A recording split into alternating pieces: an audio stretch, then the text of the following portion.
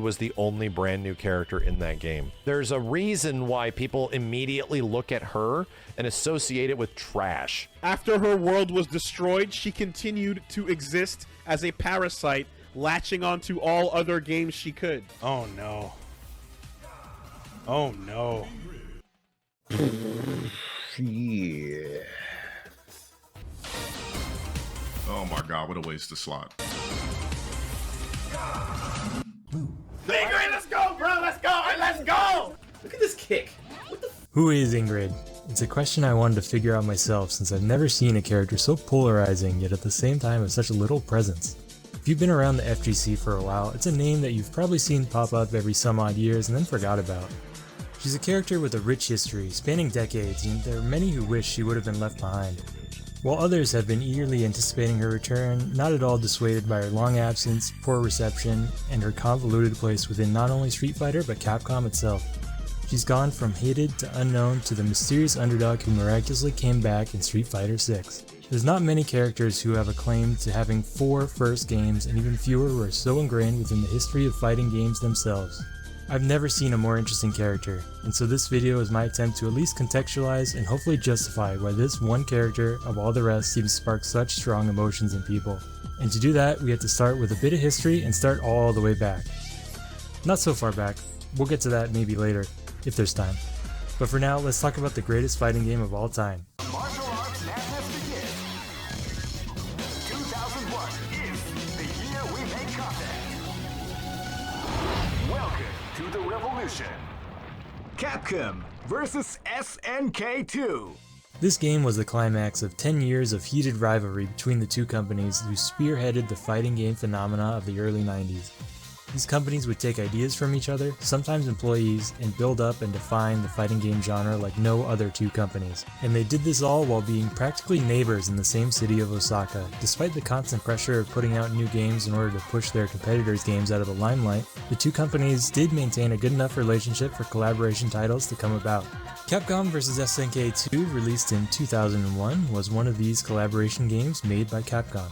It still holds up very well. If you're a fan of fighting games, you owe it to yourself to play some long CVS2 sets, all random of course, and appreciate how much care and love went into nearly every character here. There's something for everyone here, and it truly is a gem in all categories. So why wasn't there a CVS3? Well, Capcom at the time wondered the same thing. The story, which may or may not be true, is that when Capcom called SNK to let them know their plans, they were informed that SNK was going under and would have to declare bankruptcy. Home consoles were taking over the video game market, and fighting games which once brought arcades to highs never before seen were dwindling in popularity. The fierce rivalry between the two companies had also taken its toll. 当時思ってました。これチキンレースやなって。どっちかが諦めるかどっちかが潰れるまでこれは続くんやなと思ってました。で、Capcom had the breakout mega hit Resident Evil, which saved the company. SNK did not.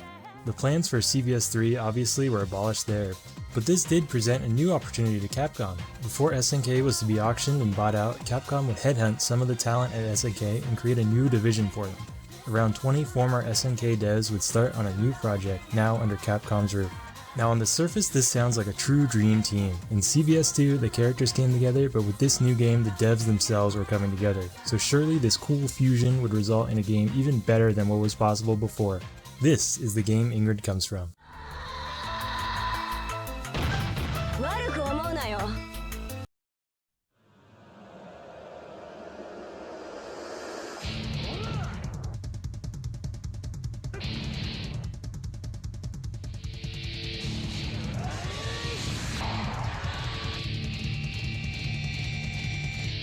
I love this trailer. They don't make them like that anymore. That was the start of the very early 2000s trailer for Capcom Fighting All-Stars. Capcom's answer to CVS3, to 3D fighters, and to declining arcade sales globally, and it all rested in the hands of the new team of mostly former SNK employees. This was the product of the two gods of 2D fighters under the same roof to make a brand new Capcom vs Capcom. This has to be some amazing, once-in-a-lifetime game, and it was. Cancelled, that is. Consoles were really hitting the arcades hard, Capcom just barely avoiding a similar fate to SNK, and was in the middle of restructuring the entire company. And once location testing for Capcom Fighting All-Stars gave mostly poor feedback, despite the game being nearly complete, the higher-ups at Capcom deemed it was not worth the effort to fix. But even without playing it, you can tell it really is a special game. Maybe not the best to play per se, but if they could have just refined it a little bit more, got a decent console port and some momentum for a sequel, how would that change Street Fighter or all fighters coming out today? It's the kind of thought that sticks with you and makes you really want to analyze the things about this little piece of history. Toyohisa Tanabe is widely considered a flagship director for the KOF series and was the lead director of Capcom Fighting All-Stars, and thus the name most associated with the project. This is also the person credited with conceiving Ingrid. The actual character design is mostly credited as the work of Senri Kita, known mainly for her illustration and visual design work in SNK series Samurai Showdown at the time, and then later in Fire Emblem. As soon as they arrived at Capcom, Tanabe and the other former SNK devs felt not only a bit out of place, but also that they had to contribute to the company fast, which they really did. And so, since the team had a lot of fighting game experience as well as access to some pre-made 3D models and resources from what was to be CVS 3, they set out to make a new fighting game, to be named Capcom Fighting All-Stars, which is pretty ironic considering their background. They also thought the name Fighting All-Stars was a bit silly, but marketing will get you like that every time. I will touch on it a bit more later, but there are quite a bit of advertisements for this game in Japan, namely magazine spots, but also a run of figures including Ingrid. Eventually they did have to run the ill-fated location tests, and despite even starting a hiring process to bring in help to fine-tune the game and address the poor feedback they got, the plug was pulled on the entire project. After cancellation, Tanabe and some of the other devs from his team would move on to work for Flagship, a game development company partially funded by Capcom and Nintendo. Of course, one of the most notable things about Capcom Fighting All-Stars are these original characters that never saw the light of day. We do have some information on them from advertisements from the time. These characters were what set the stage for the entire new world that they were trying to build. They called these characters code holders, or humans who possess some godlike power. Ingrid, codenamed Isis, has the powers of the Eternal Goddess, also quoted as Eternal Sunshine or Eternal Ray. Arcadia magazine suggests that Ingrid is the Eternal Goddess's guardian deity, but this relationship is never made clear. She fights using energy manipulation. All of her attack moves are named after the sun and are light themed. They also point out that despite being so small, she does love messing with her opponents. Also, I love how Google Translate can somehow in less than a second read this teeny text, translate it quite well, then make the translation equally hard to read. Very cool. In addition to combat, the eternal part of the Eternal Goddess means that she also has an extended lifespan, and while not cleared just yet, it's important to note that Ingrid is actually much older than she looks, well past the age of being a schoolgirl. She also wears her goddess's emblem on her head with those gold hairpin-like crests. Sometimes they are called seals or emblems. It's not really a thing, so I do not know if a better name exists, but it's normally translated as crests. Supposedly, per Ingrid character designer Kita, they were based on hairpins from Spanish nobility, so in order to find a name for those, I looked at all sorts of hair brooches and barrettes, and I couldn't find anything Spanish related, or even similar looking ones that went to the side of the head in the same way as Ingrid. I'm just going to call them crests throughout this video since they remind me of the imperial crest of Japan, but more on the actual design there later. Their significance is that these things are the source of her power, or at least what lets her channel it. She's joined by two other code holders, Didi, possessing powers from the Goddess of Thunder, who is also supposed to be the main character. He attacks using these lightning gloves, a gimmick that would later be passed on to Sea Viper. He also is probably more than a bit of a Mishima clone.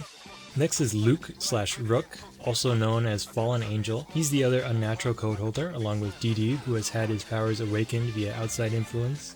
He's a more agile fighter, with most of his moves being kicks. He's the cooler character, since he doesn't say much and his name is based on the Japanese pronunciation of cool, Kuru, but read backwards, Ruku, which, depending on who you ask, turns into Rook or Luke. Can't get a cooler name than that. But actually, and this is a pretty deep cut, but he really reminds me of another character named Cool from Daraku Tenshi. He's got the same kicks plus feather motif and everything. Just a lot more open than Luke. The only other code holder here is the main antagonist known as Death, a natural code holder who sets us up the bomb in Metro City with some kind of time limit that is actually in English here, yet I still can't read it since Double D's hand is in the way.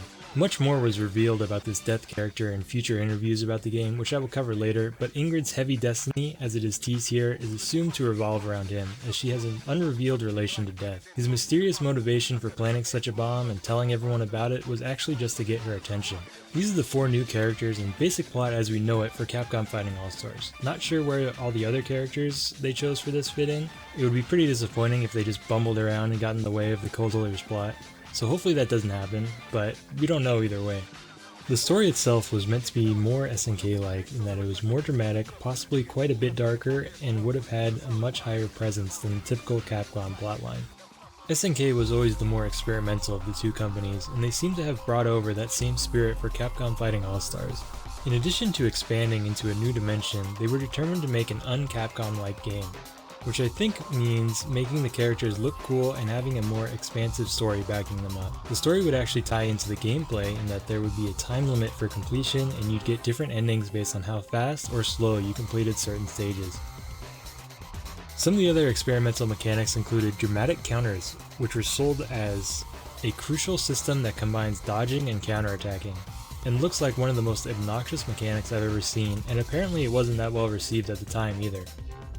They also tout these between-round animations they call break moments. I guess they're trying to advertise how expressive these models were. These were also linked to your super meter, so that each time you suffer at a break moment, you would unlock another tier on your bar and thus access to another super. E.g., you could only use your level 3 after you lost the equivalent of 2 rounds. They also tied another mechanic to this called Declaration of Victory, which was a kind of taunt you had to do before the match started, where if you won, you got to do a finishing move, like a fatality, but if you lost the single round, you would lose the game. Remember that this was an arcade game, so you were putting up real money for this. I can only imagine the salt something like this would have caused. Sadly, nobody was cool enough to do this crazy input in the location test, so there's no footage of Ingrid's dramatic finish, but it would have been something like her making 3 shadow clones and then Izuna dropping the opponent. The name Sun Octopus comes from the fact that if you add up all the arms from her clones, she's using 8 arms to throw you. They were a bit more on the right track with some other mechanics though. They talk about having a focus on using different camera angles and slowing down animations to better show the action, as well as giving characters alternate costumes. All of which is really taking advantage of using 3D models, as these techniques weren't really as feasible in a sprite-based fighter. There's a rumor that the alternate Ryu costume was apparently so shocking to the Capcom executives that it caused them to pull the plug on the whole game. I have no source for that, but it's the kind of thing that doesn't get spread around if the devs weren't really pushing the boundaries, so to speak. It's hard to imagine the other Capcom devs didn't take notice and weren't a bit emboldened to do the same, and I believe it's one of the big factors as to why Ingrid is still around today. She's gotten a ton of random cameos over the years, I can only assume as a complete outsider, but it feels like despite their brief stay at Capcom, this dev team was able to make quite the impression on at least a few key people there. As a quick aside, the type of people who really don't forget about cancelled games like this are the arcade preservation enthusiasts. These unsung heroes will seize at every opportunity to get a hold of some video game history. So the fact that we know that Capcom Fighting All-Stars was pretty far along in development and there hasn't been any kind of ROM dump for this game is pretty curious. There are much more obscure games available through preservation like 10th Degree.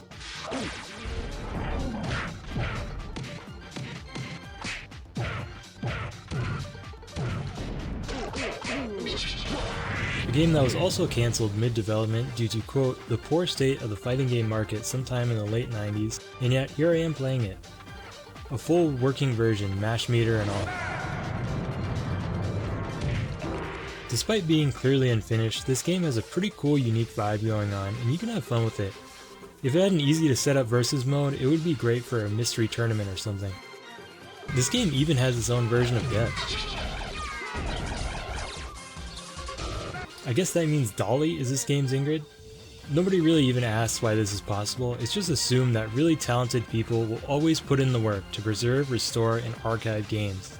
It really is unlucky that nothing like that ever happened with Capcom Fighting All-Stars, despite having location tests and seemingly a working build somewhere in the Capcom vault. There is also a rumor that the resources made for Capcom Fighting All-Stars went to Arika, the company behind the Street Fighter EX series. Developers later on Twitter confirmed that Arika was not working on it, But if there is any bit of truth to this, it makes it even weirder that nobody leaked a ROM dump or anything for us to enjoy. It could be that people think there's some kind of a value to hold on to it, so they don't want to archive it, but either way, I guess it just wasn't meant to be. And speaking about remembrance, I'd be remiss not to highlight this design. It's a work of art, and I like it. While it's clearly based on the classic Japanese schoolgirl uniform trope, it stands out in it's a much more opulent design. There's a cool pattern, and it's tight-fitting, yet it doesn't show off much skin at all, to the point of even including gloves. One of the most famous Japanese schoolgirl characters is Sakura, and her outfit is loose and flowing like a carefree student's demeanor should be, and it complements her tomboy personality well, while Ingrid's outfit is like something you'd expect to have to iron out first. And it complements her fighting style, which seems to be based around ballet, a very refined and sophisticated yet delicate performance dance normally associated with a very affluent background. It's clearly based on a typical sarafuku, mainly with the skirt, shoes, and that huge ribbon, but also in how uniform it looks, with this light purple color being the only non-accent color, making it very easy to recognize from a glance. It's a sharp piece of clothing for a seemingly serious character in her key art, but seems to contrast with some of her kind of funny non-serious poses in game.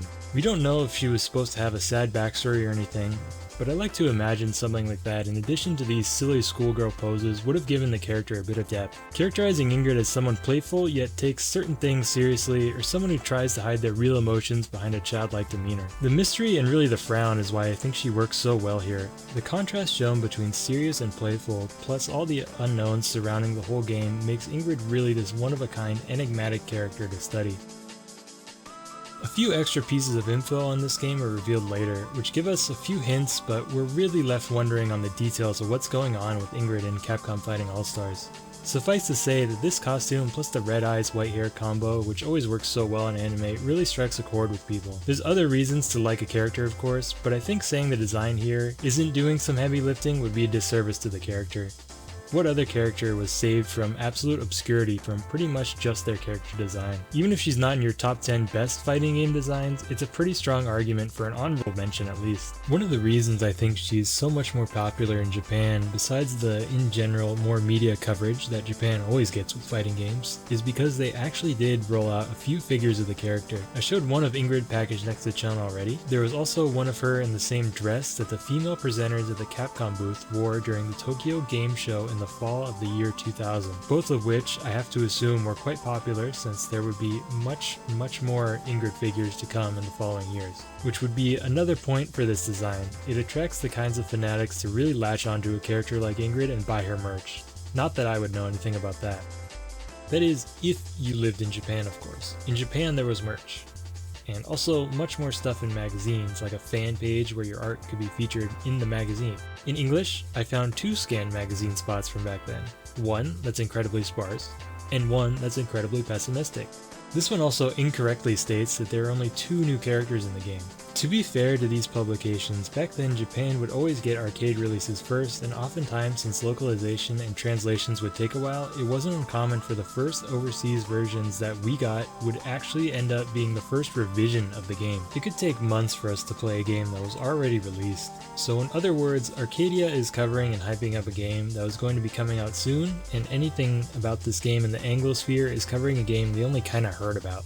Also, one of the selling points of magazines like this was that by buying them you would be saving money from not buying bad games. So they were also pretty critical of the game too, and I guess time has shown us that they were probably right doing so, but still, the game wasn't even out.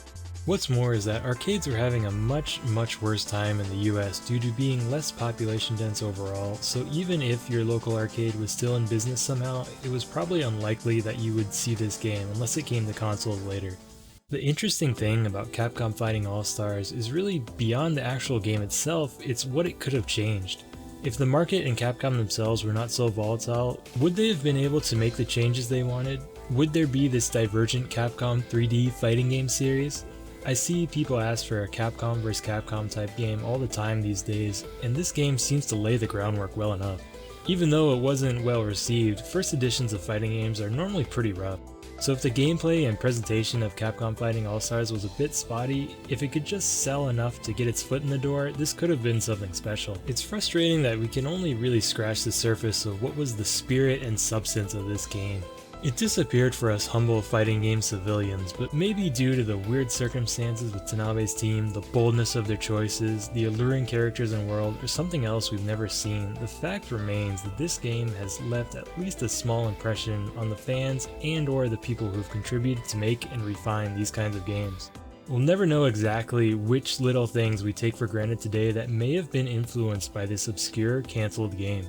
Things like the controversial costumes and cinematic supers, the approach to storytelling, or even the things that didn't work in the game could have been lessons learned for the next games. It's impossible to know what things may have changed due to this game, and so many more things could have been changed if they had been able to release. Despite everything, we may never actually get to experience it as it was intended. It's the kind of mystery that makes an already mysterious Ingrid all the more intriguing. It feels like there is some bigger reason why Ingrid of all characters seems to have survived and carried on.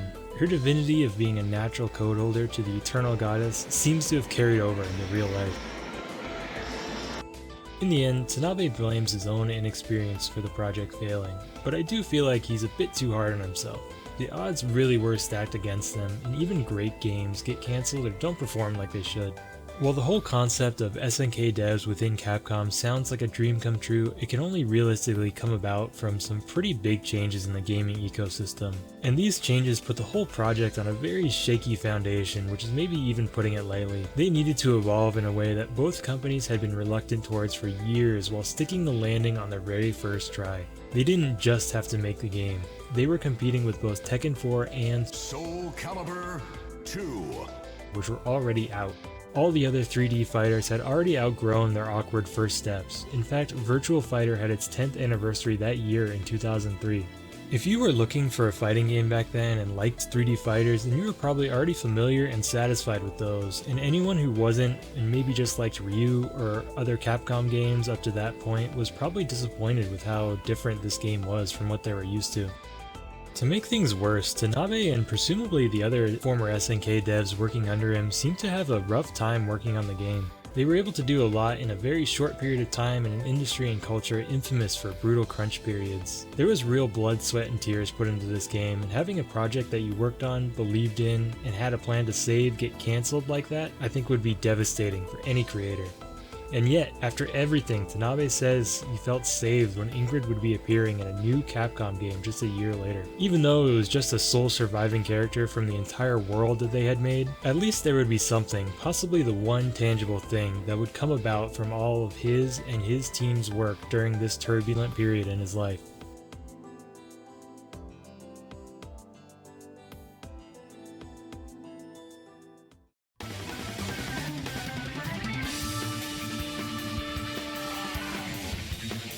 It took the rivalry of the two most influential fighting game companies eating themselves alive to bring about this unique scenario where the developers would get the opportunity to come together under one roof to make up for almost a decade of innovation and make this risky, audacious jump to 3D. And even though the game didn't grasp people the way it needed to, one singular character from its roster did, and whether it was the gachapon sales or some developer seeing some hidden potential on a whim, all of these planets had to align themselves to create Ingrid. And then the Cosmos themselves came down to save her from destined obscurity and put her in this game. This is Capcom Fighting Evolution. Capcom Fighting Jam. And it is the worst Capcom fighting game of all time. So how do you go from this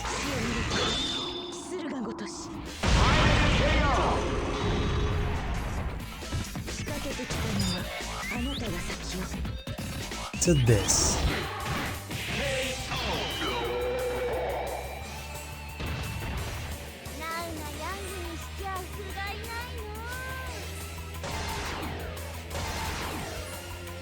Just look at this stage, man.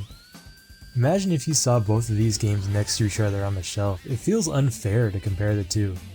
But there they are, both fighters, and they both say Capcom bright and proud is the first word. As a side note, the EU and Asian releases of this game were titled Capcom Fighting Jam, which is the name I will use simply because it is the more fitting name. This game is the furthest thing from an evolution, and it really is like they physically jammed a bunch of old games into one disc without any care or finesse taken. Capcom Fighting Jam has the reputation as one of the worst Capcom fighting games, and it truly is. Sure, it's pretty fun in its own right, and it plays way better than, I don't know, like some obscure port of Street Fighter 2. They put that game on flip phones too, by the way. But those games had the excuse of being ports of a game made for far superior hardware. I'd call Capcom Fighting Jam better than Street Fighter 1 as well, but I mean it better be. Street Fighter 1 is the first one, it started it all, and Capcom Fighting Jam came out nearly 17 years later. The point is, we don't need to be calling this one of the worst. It is the worst, simply for the fact that it was the final nail in the coffin for the once legendary Capcom fighting game department for years. This game halted any and all development of a new fighting game until Street Fighter 4. Street Fighter 4, by the way, was also produced by the same producer as Capcom Fighting Jam, Yoshitori Ono. But looking back, considering how little time there was to create a game like this, it really is a miracle we got anything. Who knows, if things were just a teeny bit different, Capcom Fighting Jam would be the mysterious cancelled game we're all dying to try out, and Capcom Fighting All-Stars would be the game that everyone dogpiles on. These days, Capcom Fighting Jam is basically just a little bonus game they threw into the Capcom Fighting Collection 2, which it fills that niche well. It's not nearly such a bad game as a kind of novelty, and there's even dino fights in this game, and dino fights do not by themselves make a good fighter, but they certainly help a lot. Try and forget about Capcom vs SNK 2 and any other fighting game you've played before. Imagine a time where online wasn't the default mode of playing, so balance issues were only defined by whatever you and your friends found while mashing the controller on your couch. Don't let any initial impressions or YouTuber rants dissuade you from finding enjoyment and appreciation of something, even if it may have a few immediately obvious flaws. The gameplay feel is fine. Great even if you're on a very casual level, so while the internet at large is harsh and will never look back fondly on this little piece of history, anytime I was looking at videos of this game, there was someone in the comments who got into fighting games with it, had some core memory tied to it, or just played it at the right age to get a bit nostalgic. Sure, it's essentially an official Mugen clone, but there's plenty of fun you can have with Mugen games. Charging full price for one is a big problem, but still. And if you did like this game back then, imagine how mind-blowing any other fighting game must have been when you tried it for the first time. One thing which I think was this game's greatest legacy was in fact the artwork made for it. Fighting game artwork was hugely inspirational for all kinds of artists, young and old at the time. And all of the masters were still working by then, so this game got some stellar works done for it. Artwork for our standout character Ingrid. But first off, it's a reasonable question to ask why she was even in this game at all. Planner, director, and producer Hidetoshi Miyoji Ishizawa explains that they wanted to bring in characters and game systems like different meters and unique mechanics to make combinations only found within Capcom Fighting Jam. Ingrid, having at least a teeny bit of fame from her Capcom Fighting All-Stars figure sales and probably the freshest game dynamics since nobody was able to play her original game, seemed like the right fit and they went for it. Miyoji is also credited as one of the people responsible for creating Ingrid, despite by his admission only working with the Capcom Fighting All-Stars team for about a week. He's also stated that he simply likes her in general, which no doubt influenced which character he brought over. Whatever the reason was, this decision is what saved Ingrid from the fate of countless other characters from cancelled games and allowed her to live on in Capcom Fighting Jam, which pretty miraculously for Ingrid was kind of the perfect game for Ingrid to be adopted by.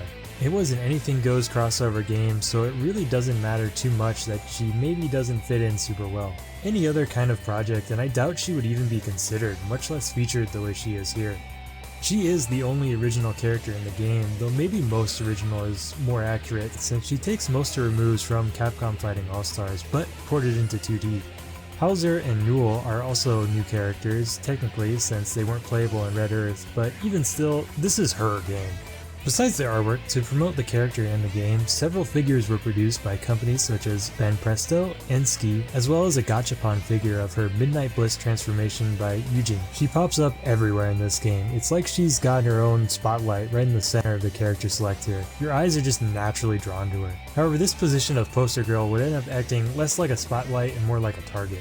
Capcom Fighting Jam was poorly reviewed by critics and players alike, and did even worse sales-wise. The day this game released is considered the start of what is called the fighting game Dark Ages, and it is also assumed the reason why Capcom will never make another Capcom vs. Capcom theme fighter to this day. Being such a standout character in Capcom Fighting Jam, Ingrid got hit with a lot of flack because of this poor reception. She was like the last gasp of air from the once great dying Capcom fighters, and the final impression left was a character that was considered out of place and out of touch. The silver lining here for Ingrid is that, being the poster girl for such a game, she did get a lot of stunning art. And the fact that Capcom fighting games died after this game came out means that for years after, if you were looking for some fighting game artwork by the great masters of the time, this game would come up as the most recent. While this era of artwork is hugely influential, it is still a pretty niche interest compared to the majority of people who mainly just play the games. Also remember that those players were not at all impressed by this game, so thus Ingrid has also become quite the niche character despite her initial poor reception. While she is the only character they were able to recreate for the game, they did do a fair amount with her. Ingrid in this game is actually the last 2D fighting game character Capcom has ever made sprites for. A fair amount of her moves were translated straight from her 3D model in Capcom Fighting All-Stars, and I think they did a pretty good job. They really amped up all the sparkles for this one and everything. According to this members-only video, her sprite animations were handled by the same person who handled Chun's in Third Strike. Sorry that they didn't credit you, animator. Sorry that we can't ask you why you chose to include these within the Ingrid sprite sheet. They also made Ingrid a secret sub-boss fight in the arcade where if you do 2 or more super combo finishes by the 3rd game with no continues, you will encounter the Eternal Goddess, and they even gave her a little Ingrid Appears jingle.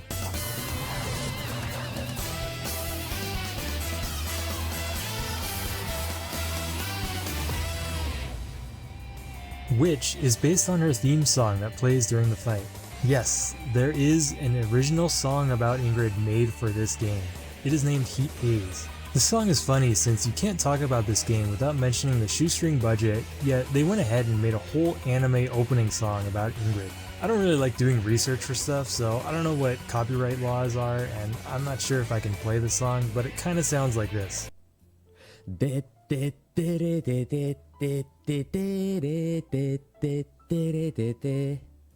This song does count as lore, so I'll try and give a quick analysis. Songs in general are especially hard to carry over the correct meaning between languages, so I'm looking at 3 different translations to cross-examine them, and even still, I could be way off here. Shoutouts to Ryan for this translation that I will be referencing. Now, to the best of my understanding. Kagero, or heat haze, also translated as ephemeral light, is the mirage-like illusion you get when in the desert. The song is about how Ingrid wants to return to better times, yet the way forward is unclear, like she's headed towards a vague light. We know these lyrics are coming from Ingrid from the first lines where her blessings, the crests on her head that give her powers, seem to have saved her from a cold, dark place, and now she's motivated to push forward by the hope of better days. However, while she must wash away the days of past, she's also moving forward towards them. It's unclear to her exactly what her future holds, and thus, so is her dream. It's all hazy. Hence, the repetition of this idea, heat haze of spring. Here, spring symbolizes the idea that eventually this coldness she feels, or winter, will end, and that spring will come, things will warm up, and her life can start anew. And despite the haziness, or even perhaps the impossibility of this dream, she chooses to embrace it, and has her dreams dance around her in her mind until either they die or she does. It's a very emotional song and surprisingly catchy despite my reading of the lyrics. To me, it conveys that antsy feeling of being in a bad place in life, and knowing that it could be way better, yet not knowing what to do about it. Ingrid is placing a lot of faith in sunlight and the passage of time here. Both things she considers her blessings, and it's probably all that she has left.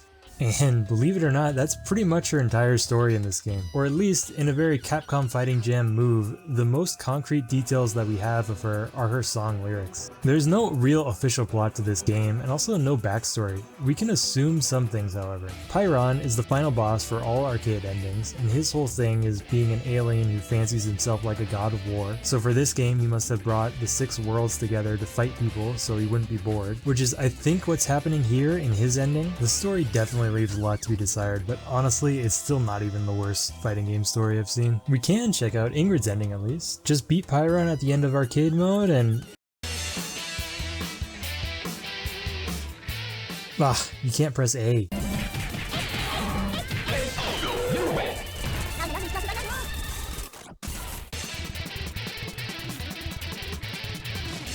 Anyways, Ingrid's ending makes her look like an alien getting beamed up.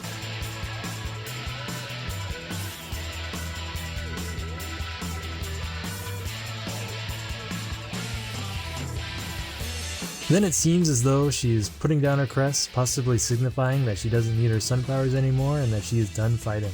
Presumably going back to relive her old life. And that's probably the most you can say from this ending alone. The Japanese guide apparently states that she also restored the worlds back to their original state.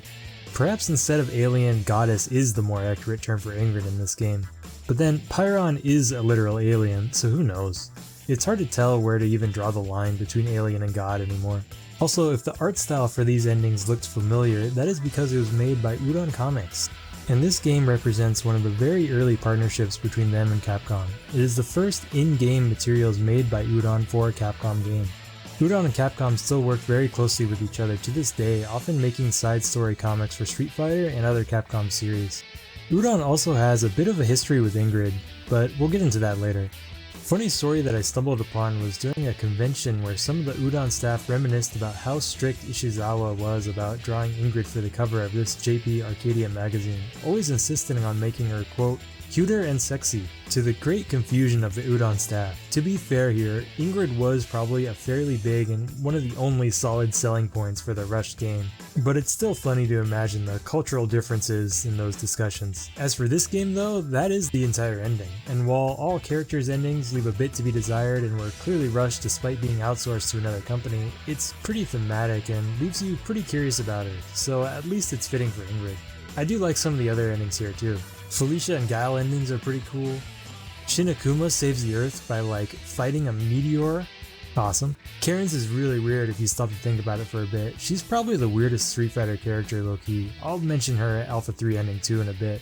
This one's gotta be non-canon. Anyways, the only things left to check out besides the gameplay are some of her win quotes. And we really are left to rely on these for more context, which is too bad because none of the actual character specific ones were localized, so we only have the generic ones in English. In which she sneaks a bit of that toying with her opponents from Capcom Fighting All-Stars as well as being pretty blunt. Then some that are just strange, like her head hurts, okay. But then there's one about her feeling like she was being tickled, or where she asks if this is what it feels like to have the giggles. Google translates this as her having a full-on laughing fit as opposed to asking what it feels like to laugh, but it's still odd and it's hard to tell exactly what they were going for here. Her voice lines themselves are much more expressive.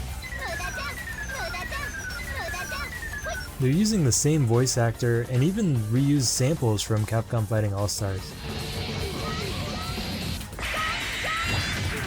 But good luck figuring out what she was saying in Japanese back then. One thing to note here that is missing from these translations is that her quirk of using outdated slang in these voice lines and win quotes doesn't carry over into the English translation at all here.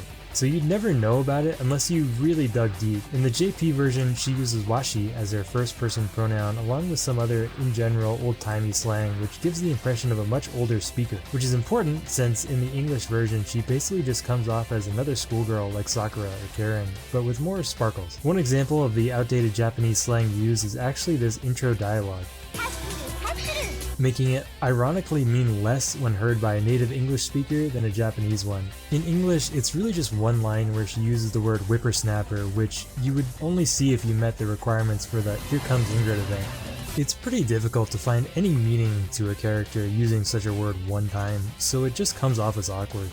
Also, the young-looking girl is actually very old trope they were going for was practically unknown at the time in the West anyways, unless you were really some kind of huge weeaboo. Though, through the magic of the internet and everyone liking anime now, it's not so hard to get a decent translation of what were Japanese exclusive win quotes.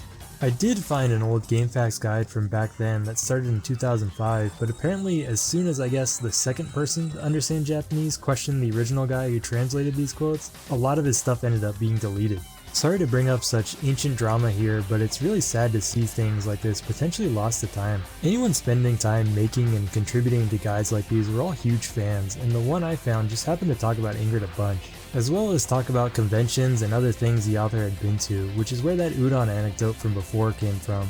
It also really helped me determine that Ishizawa was the main Ingrid guy at Capcom making these decisions after Tanabe and Kita had left, before I found the direct quotes from him, of course. But there's also just fun stuff in here, like adding some links to pics from the convention, which miraculously still work. A spotty translation is maybe not what you want to be remembered for, but these guides are important history in of themselves. Luckily these days we don't really have to rely on GameFAQs guides. We have Capcom Fighting Collection 2 to source the quotes and online translation tools to help us get hopefully close enough to the intended meaning.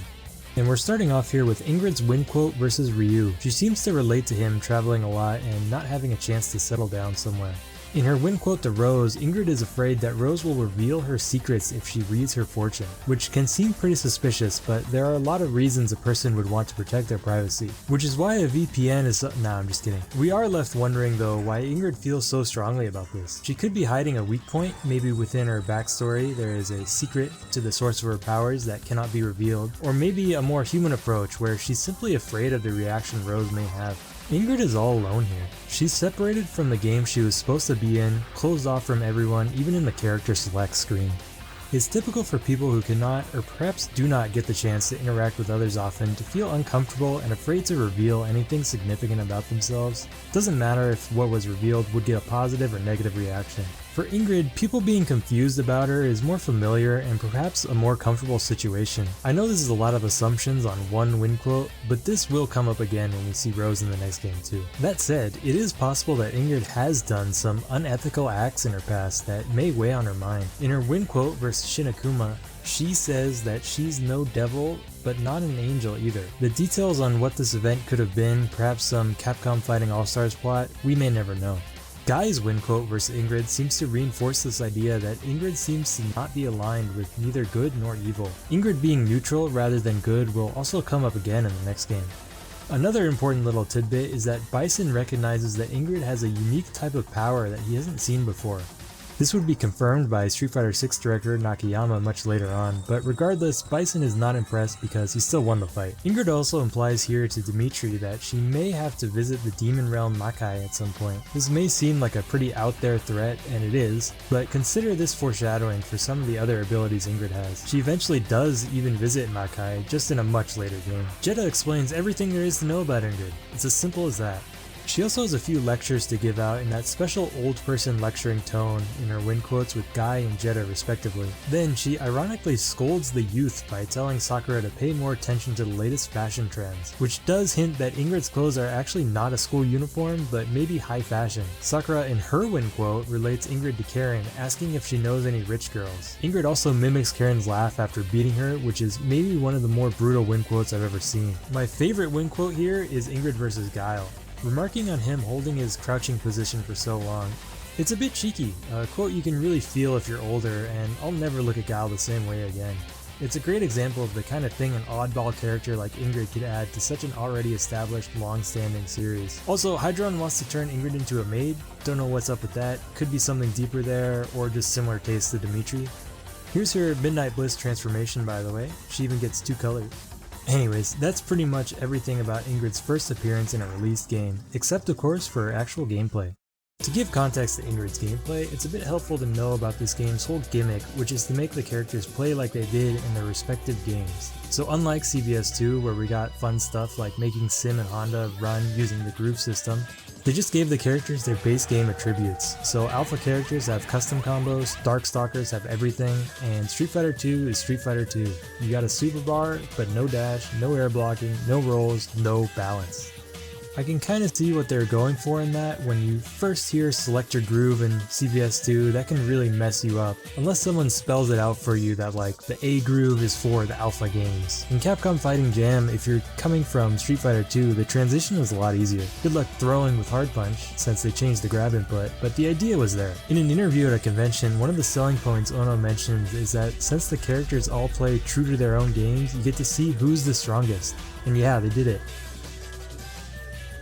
This game is like a lore power level tier list come to life. Like, of course the Karate Man doesn't stand a chance against this. It's too bad they couldn't go crazy with it. Forget anything to do with balance, don't nerf the third strike cast from doing anything cool, and also just add like 2 or 3 times the amount of characters. Ingrid plus the Red Earth boss characters that were unplayable in the original game are the best part, and if they would have been able to throw in more wacky characters like they wanted to, the game would have been a lot better. You'll notice that you pick 2 characters, but you still fight 1v1. Instead of tagging or switching to the next character on knockout, there's a mechanic where you can switch the character you're playing mid-game. The lopsided balance lessens it, but there is a kind of unique mind game here, like if you and your opponent both counterpicked each other, so you can switch it up on the mid-game. The only strategy beyond that is having a point character build meter for an anchor, but because the games are 3 rounds, it really doesn't work as well as in other team games. It feels like a lazy compromise to make a multi-character game where you only have to learn a single character if you want. The CVS2 ratio system that let you choose a buffed up solo character was way better. While we're in the weeds with this game, I have to point out the stages. They're kind of like a train wreck in that they are so bad it's distracting. It's kind of impressive. Check out Sagat here. What's he doing? He looks like an animatronic. And then there's Makoto and Dan trying to get on the bus. It looks like they made these stages by pulling out random pics of random characters like a big collage, and well, that's exactly what they did. It wouldn't surprise me if some of these landscapes came from them just taking pictures outside on a lunch break and calling it a day. That's what 12-year-old me did to make stages in Mugen. Capcom Fighting Jam stages really do hammer home how little time they had here. Anyway, how's Ingrid's gameplay like amidst all this?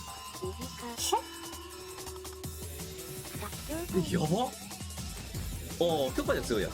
Ingrid is actually a Shoutout in this game, somewhat of a Mahō Shōto if you will. She seems to really excel at controlling space with long pokes, and her movement is quite good, even for this game, with most of her game-specific tech being around good movement and playing defensive. I'd put her in the same category of characters you'd call poke-focused or long-limbed or simply space control characters who aren't quite full-on zoners. With good movement, of course, this enables you to be offensive as well, however, this is kind of her weakness. The really good characters in Capcom Fighting Jam get a decent amount from a jab or otherwise have some pretty high damage options. Ingrid simply doesn't really have either. It doesn't matter how safe all those moves make you, if you can't damage the opponent, you can't really win, sadly. There was apparently a separate combo system that was to be implemented just for Ingrid to assumably give her some kind of a magic series or chain combo from a jab like the Darkstalkers characters, but this never made it in, so we are left with some pretty useless buttons. They are fast at least, so they could work defensively if your opponent is pressuring you, but you're not confirming these lights, so you may as well just go for a raw invincible DP, guard cancel, or simply roll and maybe trip them up or something. Any pressure situation, you'd rather use a medium or even her close heavy punch, which of course is an added risk the top tiers don't have to take.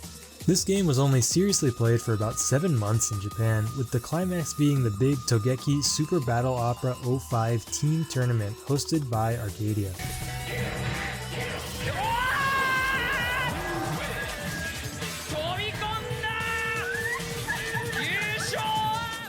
Most players then put Ingrid in bottom tier, sometimes bottom 1 worst character. Sorry Ingrid. But you do have to keep in mind that for fighting games, normally offense is much quicker to be developed, so there is a chance that Ingrid has some hidden potential as a more defensive oriented character, but it is extremely unlikely that we will ever see that be put into practice. When I played her, for only like 10 hours, but still, she felt very mid tier. It's kinda weird, when you're playing against a Street Fighter character, it feels like Street Fighter, and when you're playing against an anime character, yeah, you do your best, but her movement tech and parry are really nice against the characters who are just throwing a bunch of stuff out, i.e. the OP ones, so it doesn't feel as hopeless as you might think.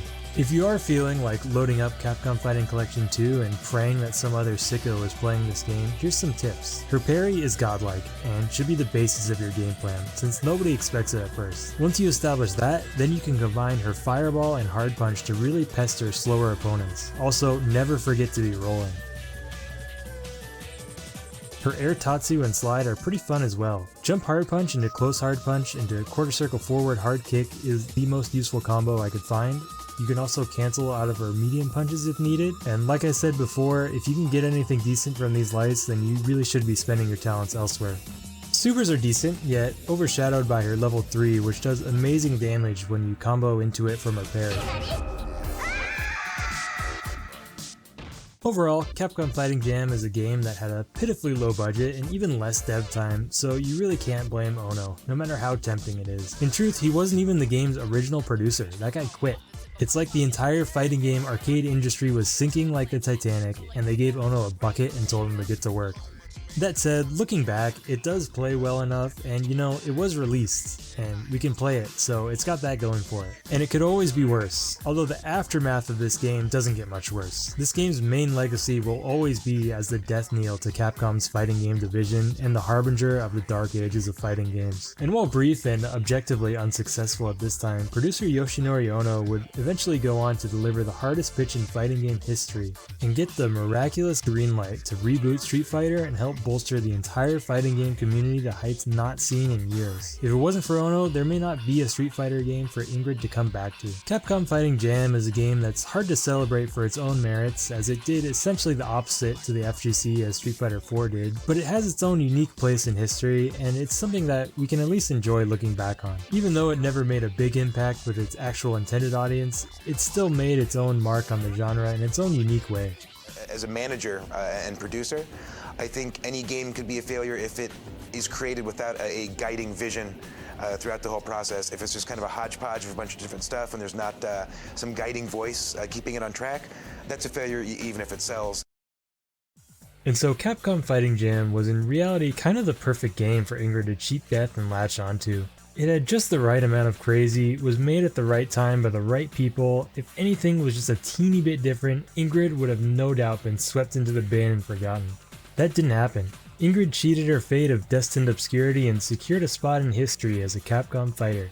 Is she really the Eternal Goddess, a character blessed with an extended lifespan both in-game and out? Or maybe she's really the mark of death for these games, cursed to only show up in doomed projects? Well, a few years passed and Capcom worked with Sony to support their new powerful handheld console, the PSP. And this is where we have Street Fighter Alpha 3 Max.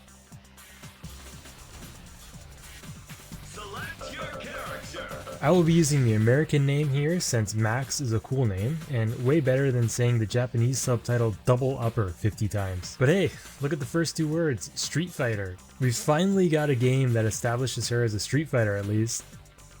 Maybe not. There was an even earlier Alpha 3 port outsourced to British game studio Crawfish Interactive for the Game Boy Advance named Street Fighter Alpha 3 Upper, where they took some of the characters from CVS2 and ported them into Alpha 3 to add on to the original roster. So for the upgraded PSP version, they kept the idea of adding the CVS2 characters to the Alpha 3 cast, and they also decided to go one step beyond and add the most recently made Capcom fighting game character, Ingrid. This time the game was made in-house and they did a great job making a near perfect arcade port. However, the characters in both games were pretty thrown in, to put it lightly. But still, more characters is always nice, at least in a casual sense. In addition to the characters, they added in a bunch of single-player modes, including a world tour and notably an arcade mode with story selections for the new characters. This mode is where Ingrid's problems begin with this game, but it's a good game this time at least. Sadly, since the PSP is a handheld, it doesn't really lend itself to local play with the same convenience that a sit-down and play arcade cad or console did, which kinda doomed it from getting more recognized within the FGC. People playing Alpha 3 in arcades and at locals for 8 years at this point were not about to jump ship for 4 broken characters and Wi-Fi only delay netcode matches. So yes, this is a new release game during the dark ages when new games weren't coming out, but it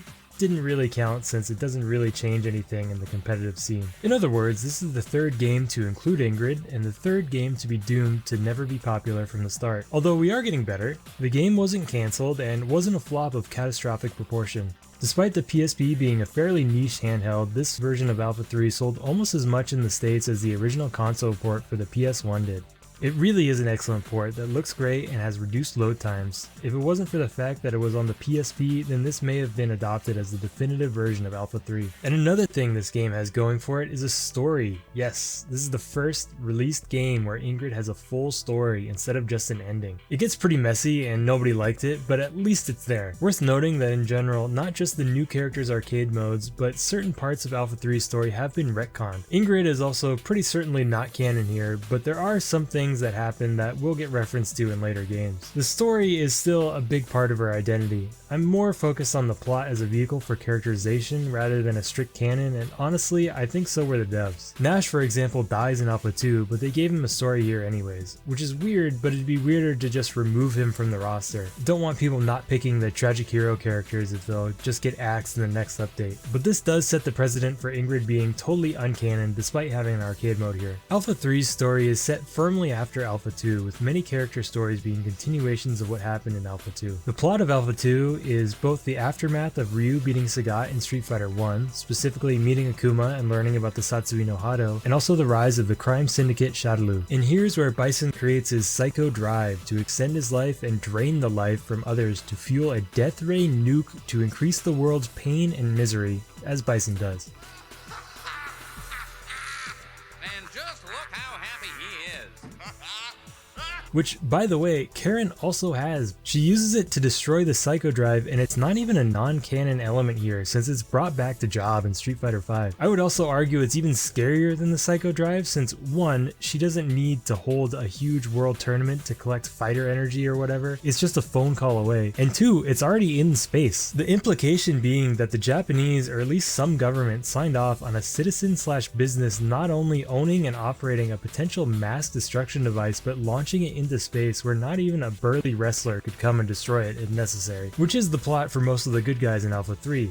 There actually is no tournament bringing everyone together, they're all just kind of traveling and street fighting and run into each other, and Bison is simply so evil that everyone tries to stop him. In Ingrid's case, she's searching for something, fights people, then runs into Ryu possessed by the Satsui no Hado, or killing intent, which, if you're unfamiliar, is Ryu's internal good versus evil dilemma, hence how he's evil Ryu here. Important takeaway is that Ingrid recognizes what's happening and realizes that some outside power is affecting Ryu. Of course she saves him, either by her own magic or by just beating him up, which sometimes is all it takes, to be fair. The last thing Ryu remembers is Bison, so Ingrid figures whoever has that much power is using that piece she mentioned. Unclear if it's just this or that she also knows that something evil is in the works, but she also knows Ryu's name. This is unexplained. Could be omniscience, or I'd say it's reasonable to assume that any of the Street Fighters she's fighting for information about Bison probably mentioned Ryu too. This does set up a big part in her story where she seems to enjoy baiting people to ask questions so she can just ignore them. She always refuses to answer with a smile. Eventually, she decides to look for Bison under the dark skeleton clouds of evil, where she meets Rose, the fortune teller who cannot read Ingrid's fortune. Apparently, Ingrid upgraded her privacy from Capcom Fighting Jam. Instead, in Alpha 3, when Rose tries to read her fortune, she only sees a white haze. Heat haze? Maybe. Rose makes the mistake of asking questions which lets Ingrid confuse everyone even more, by saying that Rose is reading the streams of time and implies that she can read them to some extent as well, and also claims that the apocalyptic power is hers and always has been. We'll come back to this. Rose starts to ask another question but realizes she's been outvagued and just fights her instead. So from this, Rose obviously wants to seal away Psycho power. Ingrid wins and says, "We'll keep that power in our custody." So further implications of Ingrid working as part of something larger, with plenty more questions we could raise from this. Who is we? Also, is she working with other people? Before, she said she was saying that the power was hers, so is she the leader? Rose asked another question. Ingrid, I know it's hard, but you have to talk about yourself a little bit to make friends. What does messenger from the stars mean? Another thing with potentially wild implications that we're left guessing on. That's great. Super. Excellent. And so, Ingrid seemingly knows it's Bison from descriptions of his appearance and claims to want to seal away his psycho power. Note, she calls it psycho power by name here. Meanwhile, Bison recognizes Ingrid's seal, i.e. her crests, as something connected to the psycho drive, the Doomsday thing. Then, Ingrid gets offended at Bison claiming such ownership over a power he can't control. Ingrid wins in a nonplussed way, of course. She follows Bison into the Psycho Drive room, small melty ensues, and we get to take a look at the Psycho Drive from a high angle, and there it is, that's Ingrid's seal. This shot is the grand reveal, by the way. Do you get it? It's all a huge misunderstanding. So first, you have to know that Ingrid's little head things are the source of her powers, which in-game you can't see the design since it's a sprite. Never mind that they are clearly on her head the whole time. So you'd have to notice from using her level 3, which you can't even use in Deism, and then recognize this pattern as the one here, and remember that the Psycho Drive only enhances Psycho power, since obviously Bison was still Bison without the Psycho Drive in Alpha 2, and also assume that Ingrid must have 3 of them, or at least, or in any case she's pretty careless about the ones not attached to her head to let the worst person possible stumble onto it. So the power Ingrid is talking about here with Rose is the power from the seal, which I've been calling her crest, and if you haven't noticed, this is me trying really hard to make this all work. So Rose is also understandably confused and believes that Ingrid has the same psycho power as Bison, and I don't believe Ingrid at this point understands that psycho power is its own thing. She only knows that it's her power that's the source of it, so she maybe even thinks that she has what Rose is calling psycho power. This causes Ingrid to misunderstand Bison and thinks he named her crest the Psycho Drive. See, this is why answering questions is actually kind of important, Ingrid. You ended up confusing the entire Western FGC for decades. Many people talking about Ingrid to this day think that she is the originator of psycho power because of this story mode, and you can't even really blame anyone when even official material get this wrong, and of course she says it herself, which is a shame since it's really some people's #1 gripe with the character, and it really exacerbates both the Mary Sue and doesn't fit into Street Fighter impressions people got when seeing Ingrid for the first time. Of course, my hindsight here is 2020 since the current Street Fighter 6 director and lore master Nakayama cleared this up in a random Twitter thread one day and finally confirmed that her power is different, and also that Sasui no Hado and Psycho power were the same, which was a huge revelation as well. Thank you to the random person asking about Nikali of all characters and started this whole Street Fighter power discussion thread, so we can finally put this to bed. What's really funny is that one of the potential reasons that this misconception persisted for so long is because this is a completely localized misconception. Nakayama may not have even known that Ingrid being the origin of Psycho Power was a thing over here. The other characters added to these Alpha 3 ports also suffer from a few mistranslations, although nothing as destructive as this Ingrid one. In the original Japanese version, Rose and Bison are both much more clear that she's talking about her emblem as the source of the power, not the power itself. Ingrid certainly doesn't help, as she's just as purposely vague in Japanese as she is in English. There are no doubt more mistranslations, which I'm not qualified to point them all out, but I believe most of the story, including the characters' misunderstandings, happen in a similar way. Just that there's not a question on the origin of Psycho Power that came from any Asian localizations. Instead, they have some weird fan theory that Ingrid is actually Oro due to, quote, bullet point magic, unquote. Not sure how that works since Oro is right here with Ingrid in Capcom Fighting Jam, but it goes to show you that even without a language barrier, Ingrid is a character that you have to fill in the details yourself.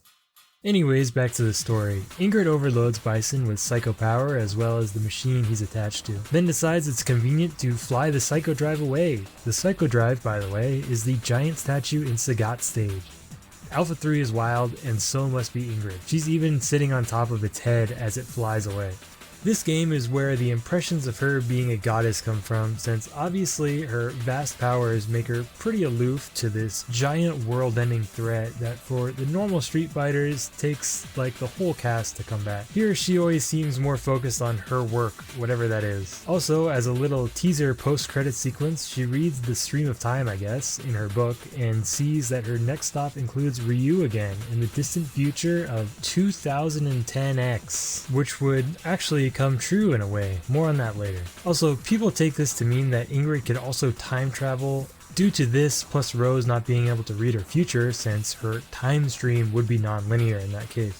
So this really blows the lid off of what kind of powers Ingrid really has as well as what she is. Time travel obviously opens up a lot of possibilities. Ingrid could be from the future, which is maybe where her outfit comes from. It's retro schoolgirl chic. Time travel would also allow something like her future self to be present in her past. Oh god.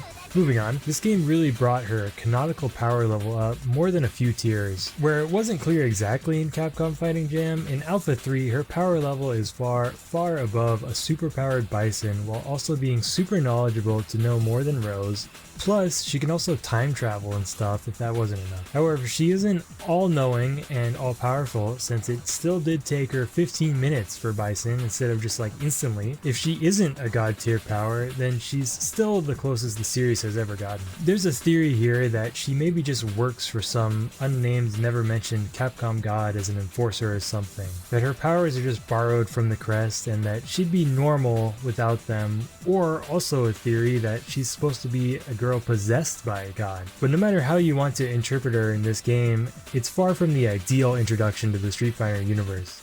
Because she's basically just a neat little bonus character they decided to add in to reuse sprites, her story is relatively brief brief, and she's not in anyone else's story, so you only see this idealized ending making her into a Mary Sue, which, to be fair, is kind of the point in a lot of the endings. You are the one piloting your character to victory, so of course they always win. But even still, Ingrid is really just kind of callous and patronizing to Ryu, Rose, and even Bison here, and in general with her winquotes. Anytime a new character has to make a big point about being super strong like this is where it really starts to rub people the wrong way. It's almost like it's not enough that she has to be powerful, but so powerful she makes all the other characters look childish with how much she invalidates them. And she takes it a step further than most Mary Sues by invalidating the lore of Psycho Power as well if you're playing the English release back then, in a pre-everything has a wiki page world. Bison and Psycho Power itself are such driving forces for the series and a large portion of the characters that she kind of retroactively weakens the old game's impact too, which is pretty impressive. It feels like for Alpha 3's story that they were a bit too tied down with making her fit into a plot where she defeats Bison while still trying to keep her mysterious, and somewhere along the way they lost the charm of a detached yet plainly speaking blunt character. They couldn't quite set up the right scenario to show what makes the character work.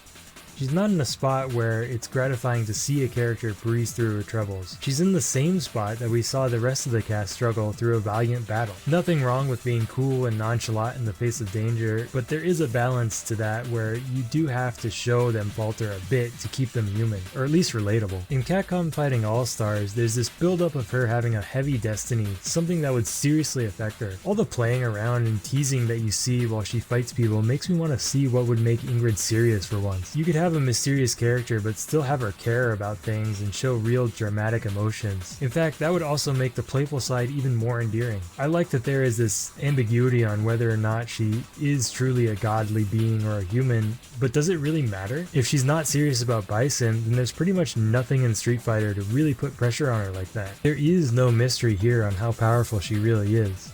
The talks like a grandma trope doesn't come through in the translation at all, so even the fun stuff about her feels a bit neutered. The appeal of having an oddball character like this is for them to do oddball things. Being a Mary Sue is a legitimate critique here, but as long as she's entertaining enough, it honestly shouldn't matter. There are weird arcade mode endings in Alpha 3 and in all of fighting games since the beginning. These should not be confined to stuffy writing rules that come from who knows where, but again, if you want to Mary Sue, you better make well sure that she's likable enough to carry that kind of storyline. Even without Ingrid, Alpha 3's plot is a bit controversial, with endings being retconned or simply impossible due to the events of Alpha 2.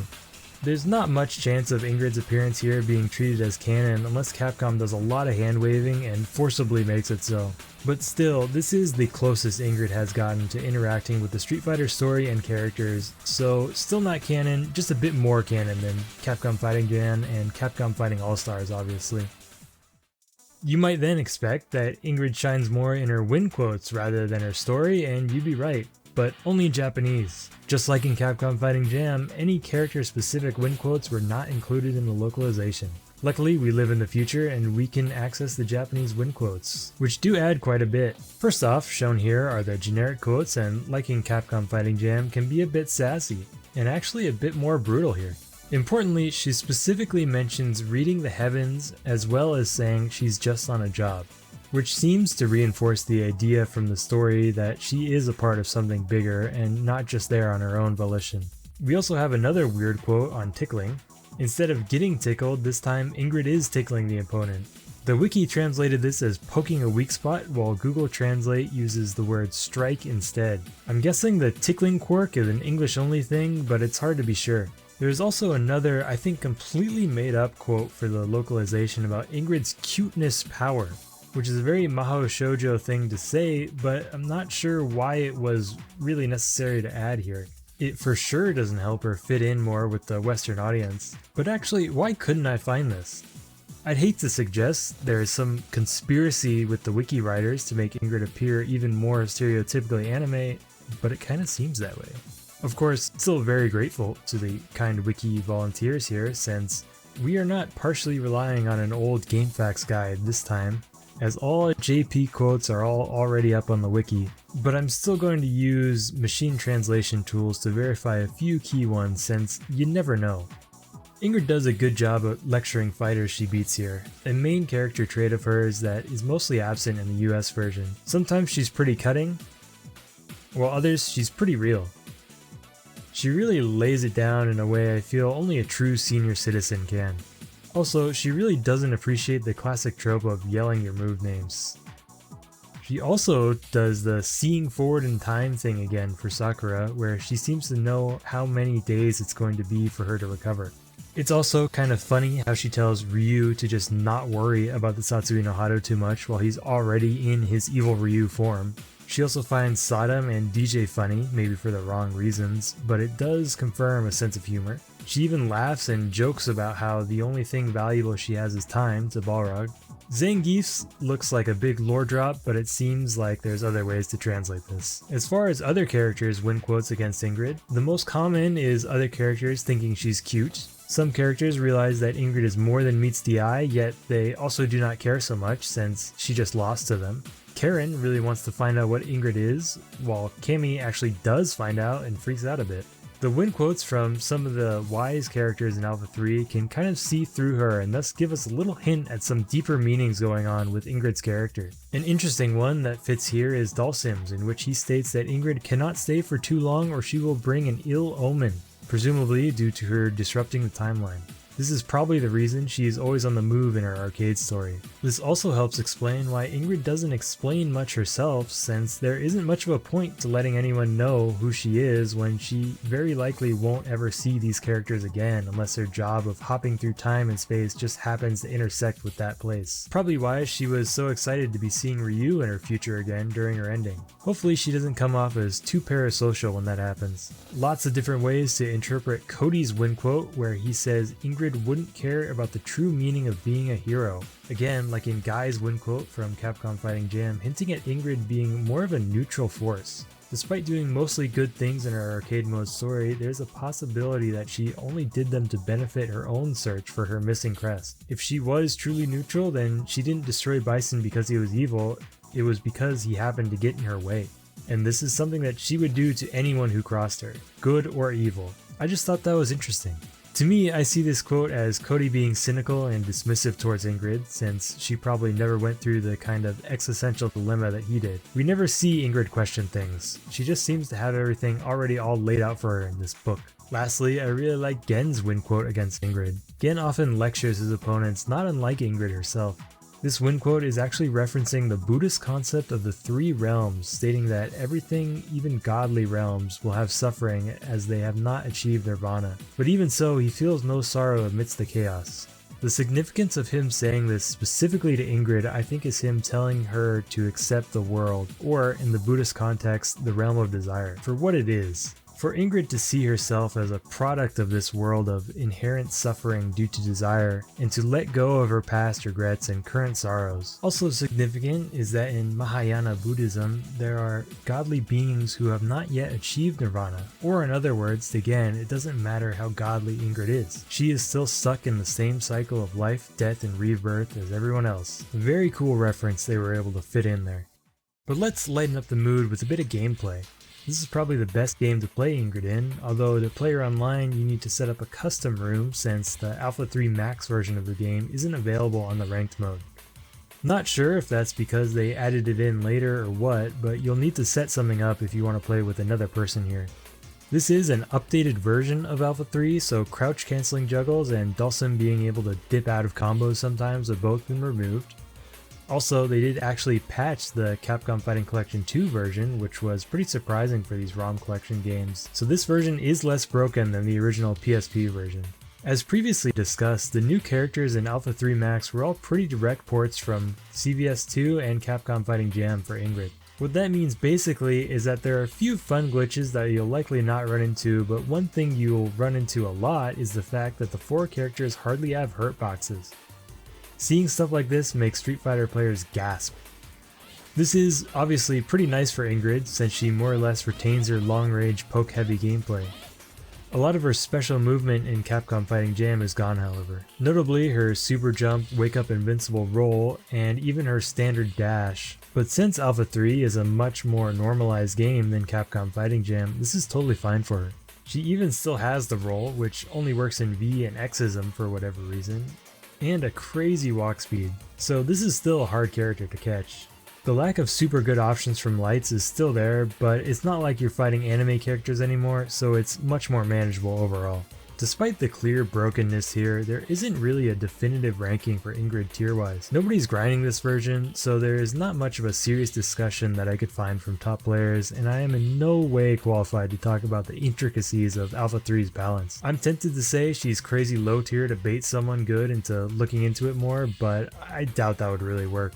It's very apparent that she has some great tools, so the lowest placement I saw was mid-tier, with most placing her pretty high. Most Ingrid discussion was really just talking about the hitboxes being broken, which seemed to be even more broken on the other new characters, mainly Yun, who is the character to pick if you were hoping to abuse the jank of the new characters. Yun also has the advantage of not being woefully underdeveloped since he's S tier in almost every game he's in, except CVS 2, which is the version he is based on here, funnily enough. As you would expect, if they didn't add hurt boxes, they probably didn't change too much about Ingrid between games. I didn't go hard in analyzing these, but there were a few things that felt different from Capcom Fighting Jam. Her roundhouse feels extra good here, though I can't quite explain why. It may just be the difference from the in-game engine. I could have sworn that they nerfed the walk speed and buffed the fireballs, but they look almost the same now. I'm not really sure. The big slow fireballs make a lot more sense in Alpha 3 since Vism lets any character fly across the screen into a mix-up guard break block string, so I like them a lot more here. Stuffing this is wildly useful and feels pretty great too. They did buff her level 3, which was only a hit grab in Capcom Fighting Jam. It is now a full-on command grab super. You have to be pretty precise with aiming it, but this can definitely catch people on guard. Get it? One quirk that they did introduce here is her level 1 explosion being unblockable. If the edge of the explosion clips you, it's unblockable. This is because the explosion hitbox is so big that the game doesn't recognize that you're close enough to guard, yet it still touches your hurtbox. You also get great mix-ups and protection to approach with this bad boy normally, so you'd think it'd be pretty useful, but what's the point in playing Alpha 3 if you're not using Vism?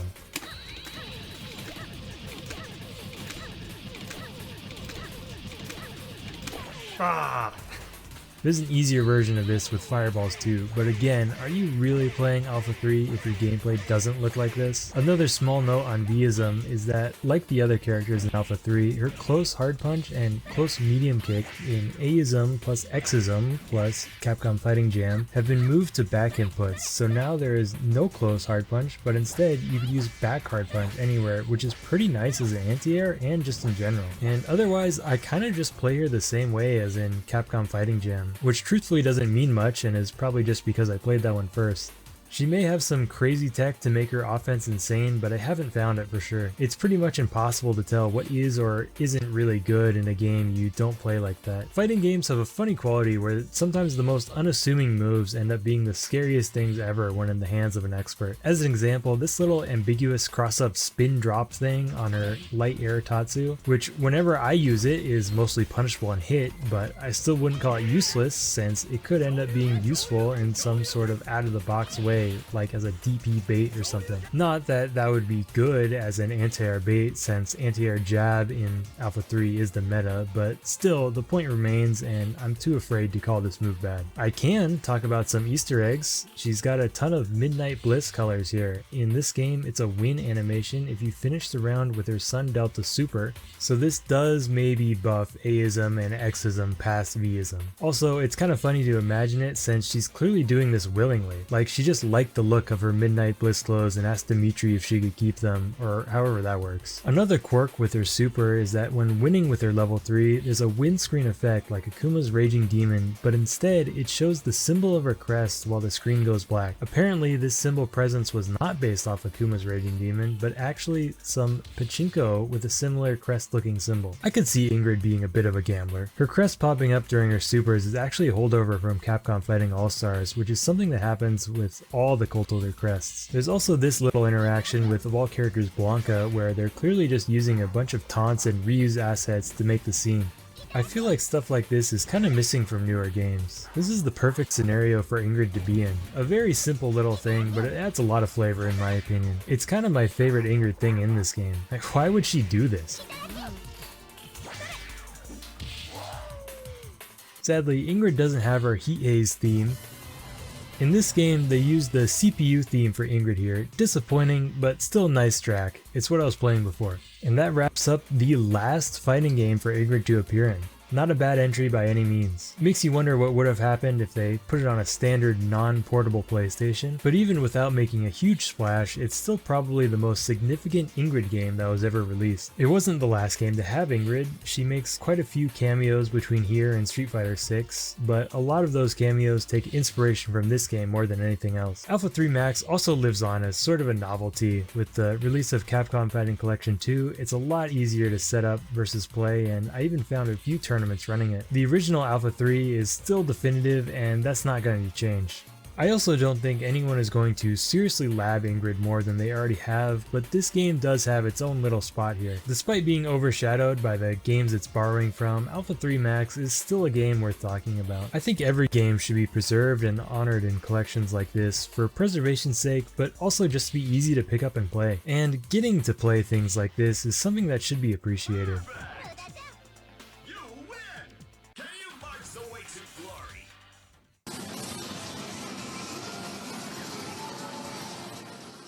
In the 20 years since Alpha 3 Max, many more things have come up about Capcom Fighting All-Stars. Over time, this game seems to continually pique people's interest despite its unfortunate cancellation, and luckily for us, this means that over time we've gotten more information on it, and thus Ingrid.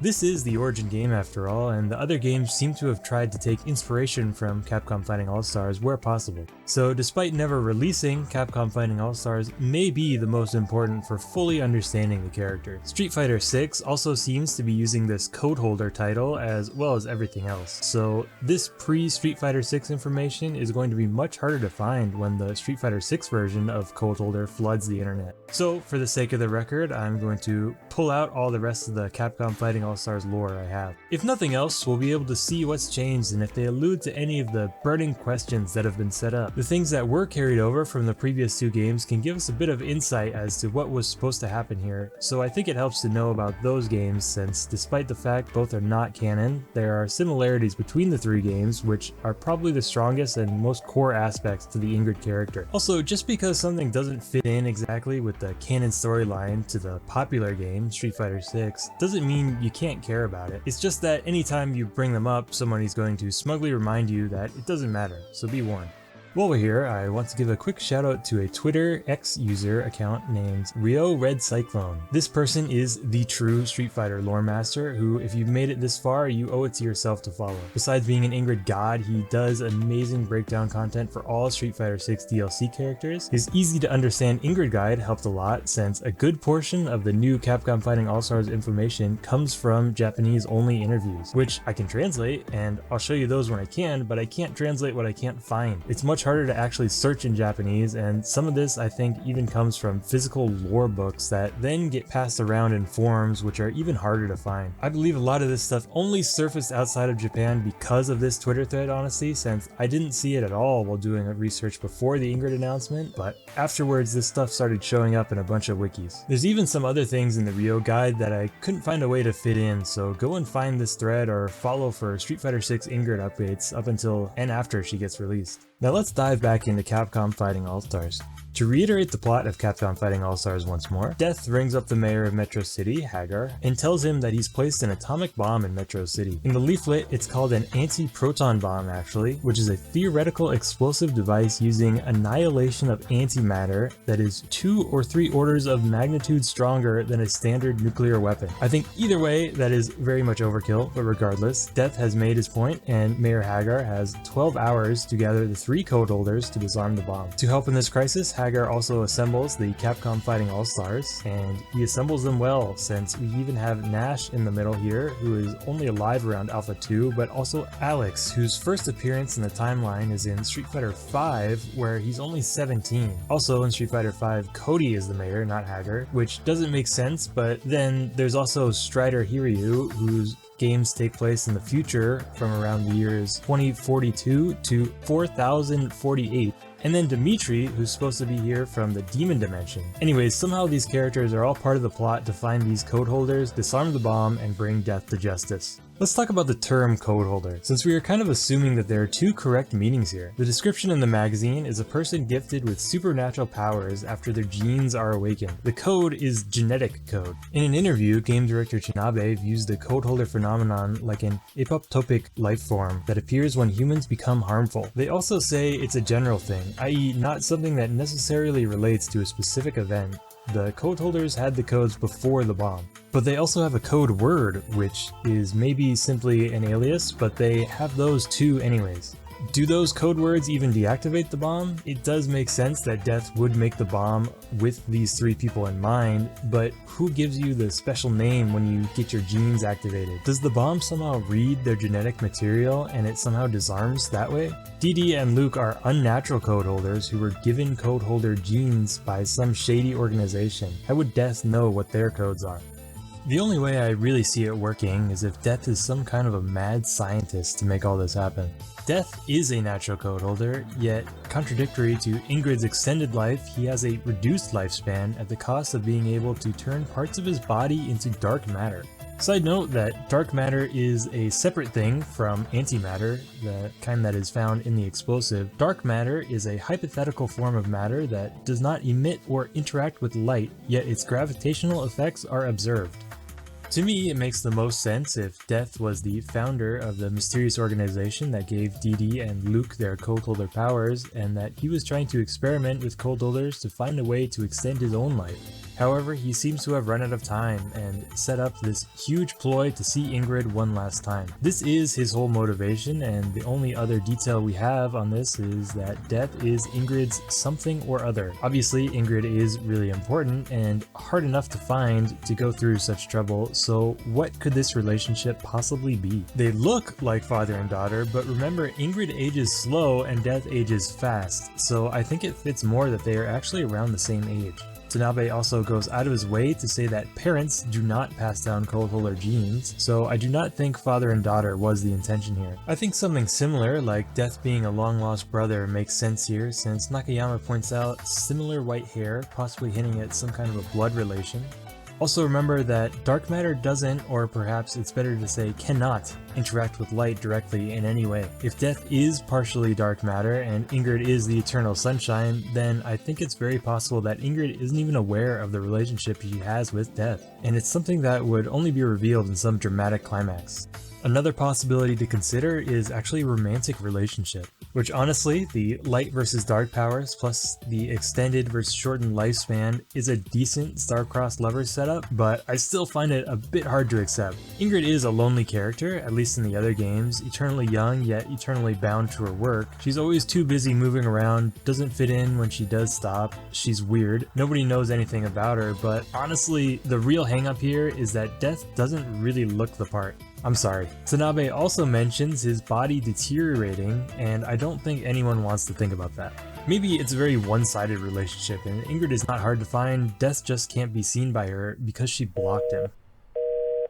Speaking of natural code holders, Tanabe refers to them as an apoptotic type of life form. This refers to the process in which a cell will delete itself without harming other cells. It sounds sad, but when this doesn't happen, they're called cancer cells. It is a very necessary process, but unless I'm missing something, I can't really neatly relate it to the role of the code holders here. Maybe Death, since he has a shortened life, but Ingrid having an extended lifespan and sticking around for so long is kind of the opposite of what being apoptosis-like is. I think something like an NK, a natural killer white blood cell which appears when there are viruses or cancerous cells threatening the organism, is maybe more fitting and would maintain the cell biology motif where code holders refers to genetic code or the literal DNA.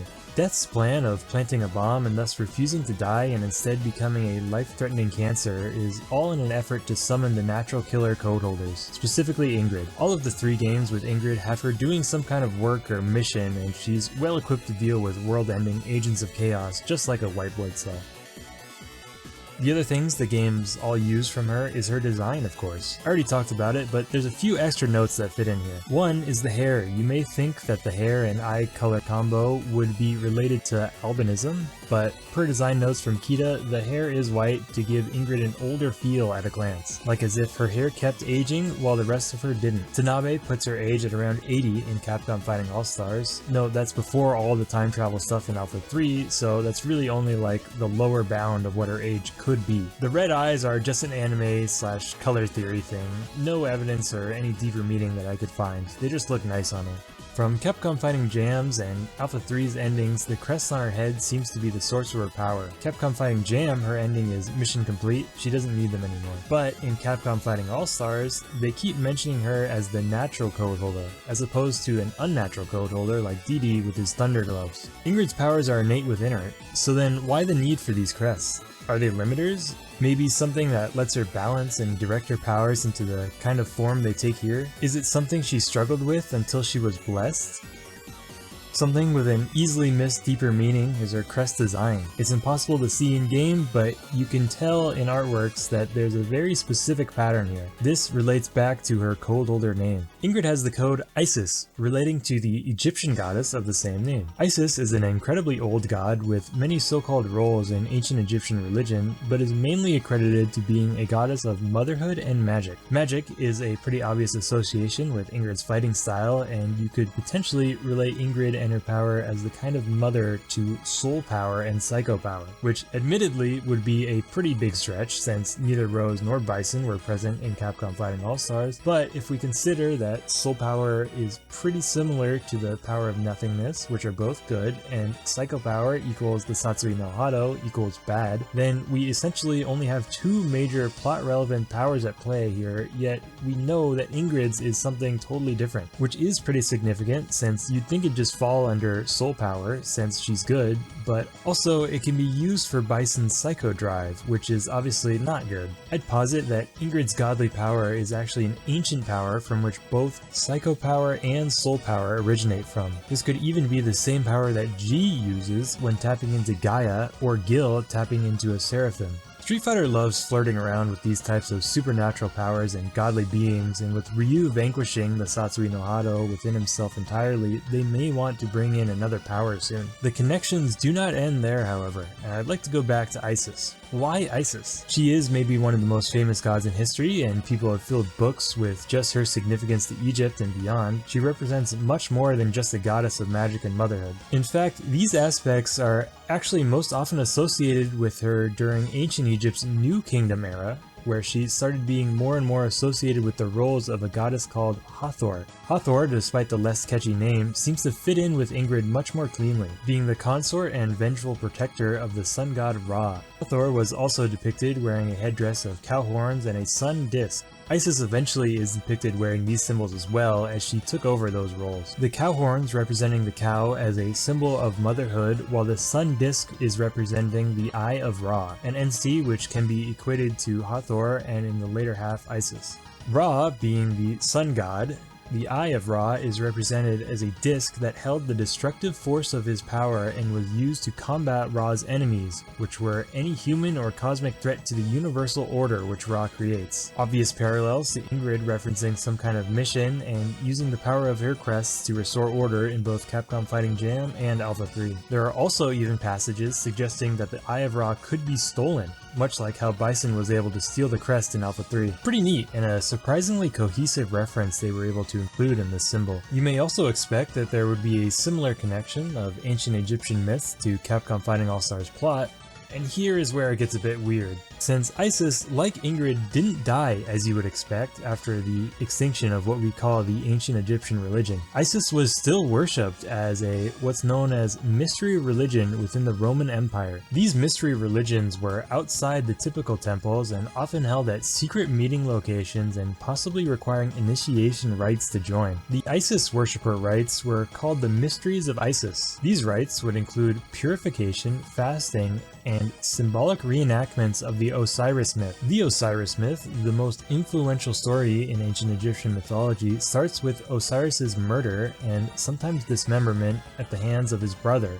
named Set to usurp his throne and rule over Egypt. Isis then reassembles Osiris for two reasons: to ensure that he made it safely to the afterlife. Ancient Egyptians believed that you took your body and things with you to the afterlife, so mutilation of the dead meant mutilation in the afterlife and was thus a very serious crime. She also reassembled Osiris to posthumously conceive their son, Horus. Isis defends Horus until he can claim the throne and defeat Set to again restore order. The significance being that through Osiris's death, there came new life. The Greco-Roman ritualists who participated in worshipping Isis were said to be granted spiritual enlightenment and protection in the afterlife. This story of rebirth is also the reason Isis is associated with resurrection and immortality, another parallel to Ingrid. In a meta kind of way and a canonical way respectively, if Ingrid represents Isis, then death may represent Osiris. Capcom Fighting All-Stars starts with him being disfigured already, and if they follow along with the ancient Egyptian myth, then Death may have wanted one final meeting with Ingrid so that she could fulfill one of the duties of Isis and help allow Death to pass on in peace.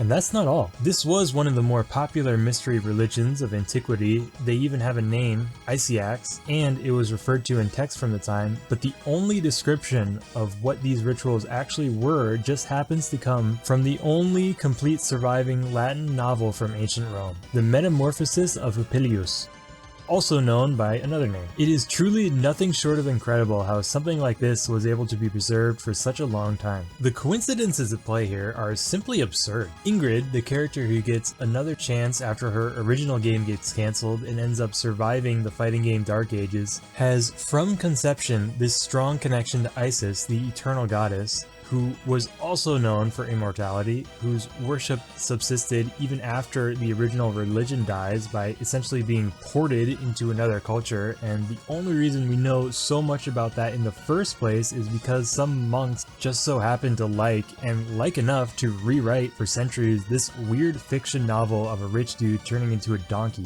Of all the books written by the ancient Romans, the one that survived the literal Dark Ages is the one with this convoluted relationship to Ingrid. Also, keep in mind that we are only scratching the surface of these ancient religions. There could be threads that run even deeper than this. You can't write a more perfect parallel to Ingrid's persistence within the collective consciousness, and it all happened literal thousands of years ago. To put this into fighting game terms, as the old kingdom of SNK dissolved under bankruptcy, Ingrid, Isis, was set up to take over the positions formerly held by Athena, Hathor. However, that ended when the ancient Egyptian civilization was cancelled by the Roman Empire under Augustus, despite almost being completed. Isis then eventually lives on in the background of Greco-Roman societies as a niche character only played by hipsters during mystery tournaments, cults. She was just the right amount of interesting, mysterious, and unusual enough to be preserved forever by fans and devs alike. People like Neo G, the monastic scriptoria, ensured her place in modern history with games like Capcom Fighting Jam and Alpha 3 Max, The Metamorphosis of Appius. Of course, while you can see Isis's influence in modern times, she hasn't been truly worshipped since. Our real-world history hasn't caught up to Street Fighter 6 yet. Perhaps the prophesized merge will happen and we will be worshipping Ingrid as a cult directly, should we be so lucky. There's also a cute little Ingrid character guide from back in the Street Fighter 5 days. It uses their cold older identities, so we can assume that this stuff should mostly be from Capcom Fighting All-Stars. There is, or at least was, this kind of separation between Capcom Fighting All-Stars and her released games. First off here is her name. The name Ingrid comes from Old Norse.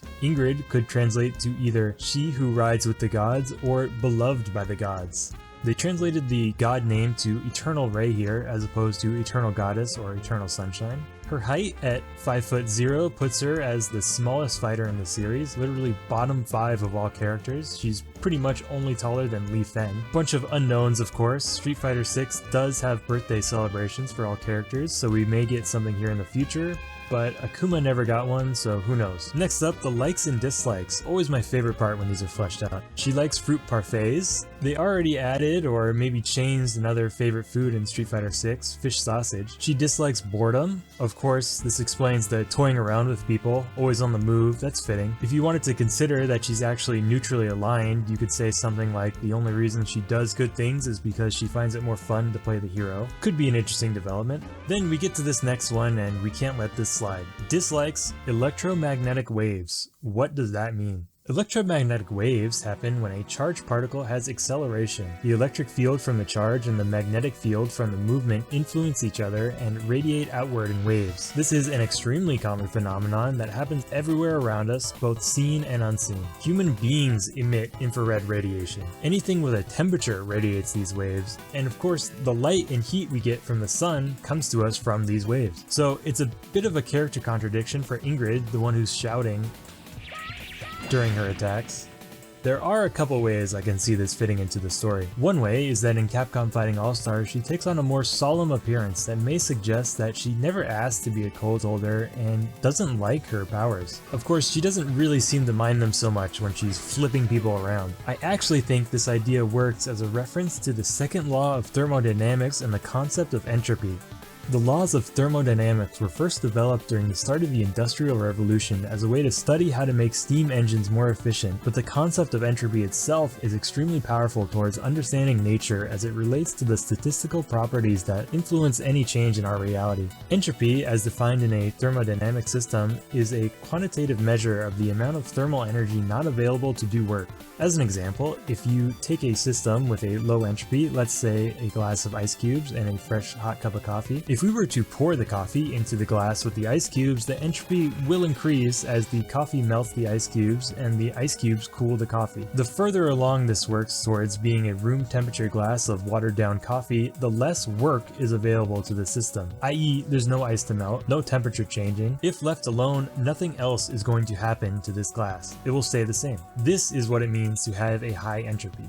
This concept applies outside of thermodynamics as well. Outside of temperature, we expect anything, if left alone long enough, to return to a higher entropy state, or in other words, we expect tension when present to diminish over time in one way or another. If there is work present, it will be done. This is the second law of thermodynamics. Entropy must increase over time. This will always happen since the release of a relatively high level of energy is simply much more likely to happen than anything else. In the ice and coffee system, it's physically possible that all the high energy coffee molecules simply miss all the ice crystals and do not transfer any energy. However, even in a small glass, there are around a million septillion different scenarios where that doesn't happen. If there was one miracle microsecond where entropy stayed the same, it's largely insignificant after just a second of time passes, and thus it is a statistical impossibility that entropy won't increase in this system. The forces of nature are extremely good at distributing energy and will always turn anything left untouched into its original, natural, chaotic uniformness with enough time. Indeed, this concept definitely fits Ingrid, as she seems to act in favor of resolving tensions that nature itself perhaps couldn't connect via normal means. The superpowered personification of the electromagnetic waves that come to us from the sun. These waves affect literally everything the sun touches and more, so increases in entropy both in thermodynamics and also even in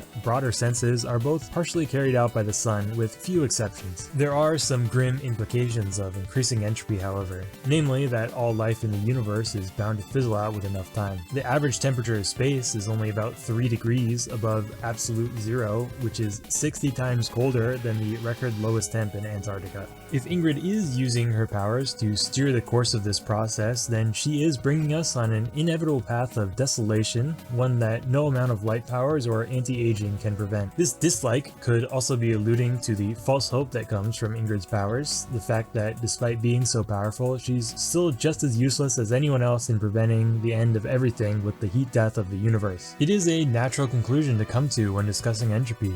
Humans and all of life have a pretty low entropy on even just a global scale. If we consider entropy in this way, however, then we must also consider the even bigger universal picture, mainly that the change from the initial singularity to Big Bang to the continuing ever-expanding universe that we occupy today are all changes that have increased entropy. The universe itself expanding seems to increase entropy so much that it allows incredibly rare, extremely low entropy things like us to exist and flourish. This seems to be pretty representative of Ingrid herself. She came about as a result of the Capcom universe expanding, taking in new ideas and people in a never-ending effort to never be stagnant. You could even take the concept of entropy as defined even further by then defining not only thermodynamics and other forms of physical energy distribution as a statistical phenomena, but also time itself can be defined this way, where it is possible to randomly stop or even move backwards in time, but there is just so many more configurations where entropy increases, so time moves forward instead. It is then logical that whatever scenario that created the impossible tension that Ingrid must deal with was so unlikely that it also created the lapse in time moving forward, which allows Ingrid to be wherever and whenever she needs to be. This can also explain why she never seems to stick around, as she needs to be traveling fast in order to dilate her relative space-time to be able to have better odds of slipping into other times. In this way, despite having the ability to do such awesome feats with her sun-based powers, she also seems bound by these same powers of electromagnetic waves. She doesn't dislike electromagnetic waves, she just likes their limitations. The ability to affect anything, but without the ability to stop and actually stay in one place, no matter how interested or how much fun she's having. At least, I couldn't think of any other reason for why anyone would put electromagnetic waves in their dislikes right below being bored.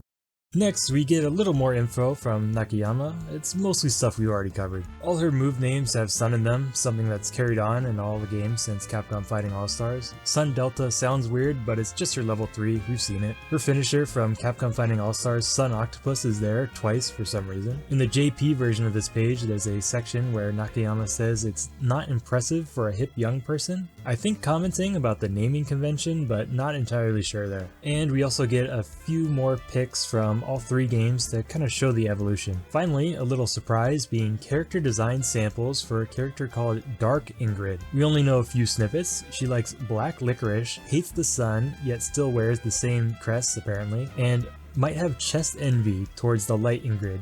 But it looks like she got some sharper heels on, so in exchange she may be a bit taller at like 5'1". She's got that going for her at least. She is the dark persona of Ingrid after her code holder genes got mutated and turned into negative code, so kind of like a Ryu Evil Ryu situation. Dark Ingrid would seemingly be using dark matter like death, I think.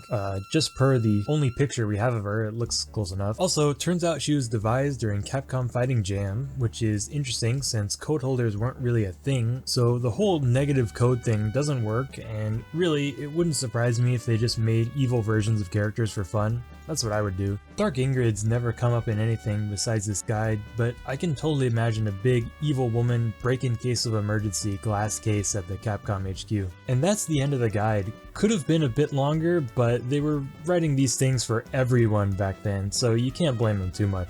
One more note I should add on how people view Ingrid as a character is that since she has had so many different appearances between each game, she's considered to fit into something called the star system, in which characters should be considered more like actors playing a role rather than a specific person that would fit into a single timeline. Ingrid's weird since she wouldn't fit into a timeline anyways, for a few different reasons, but instead of considering her as someone who experienced everything in Capcom Fighting All-Stars, Capcom Fighting Jam, Alpha 3, and whatever else, she's more like a kind of character template that was placed into the story whenever an Ingrid-like character is needed. The details can and should be shifted around as needed, no need to get everything perfectly consistent across every game. That said, we still would need to have an idea of what an Ingrid-like character is. Her mysterious aura lets her get away with being hard to define, but I do believe that there is a common baseline. I think the most likely explanation for what Ingrid is that she is a human that was blessed by the gods and now works to help keep order.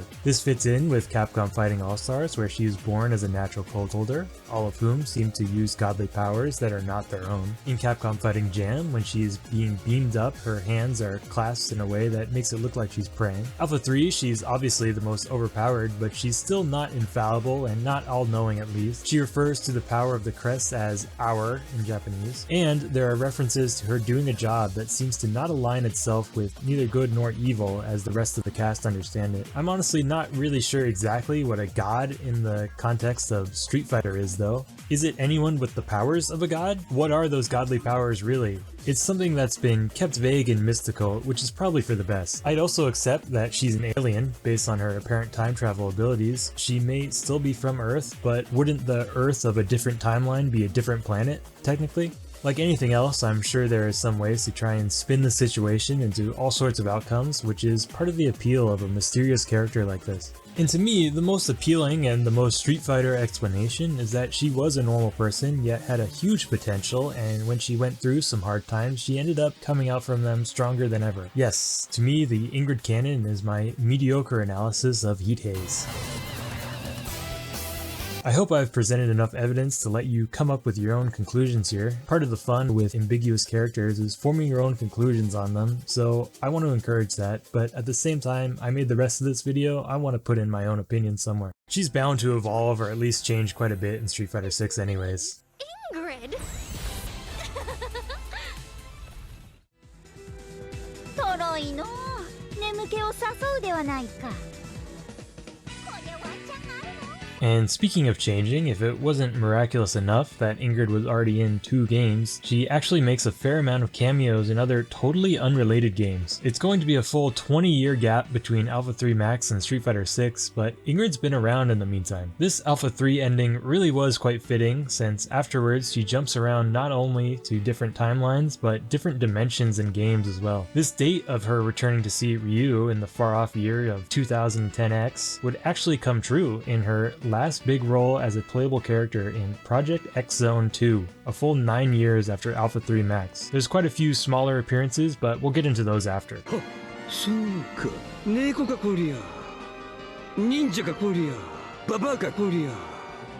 This is a tactical RPG with units comprised of characters from Namco, Capcom, Sega, and Nintendo. Ingrid is here representing Team Street Fighter as a solo unit. It's a neat little game and very much a product of its time. It does have to smudge all these little different games' canon storylines together to get a narrative going, and the fact that it's made by Namco and not Capcom means the game is unreliable at best on how accurate it portrays Ingrid. Luckily, there is no new or extended plot developments for Ingrid, so we don't have to really even ask how legit they are.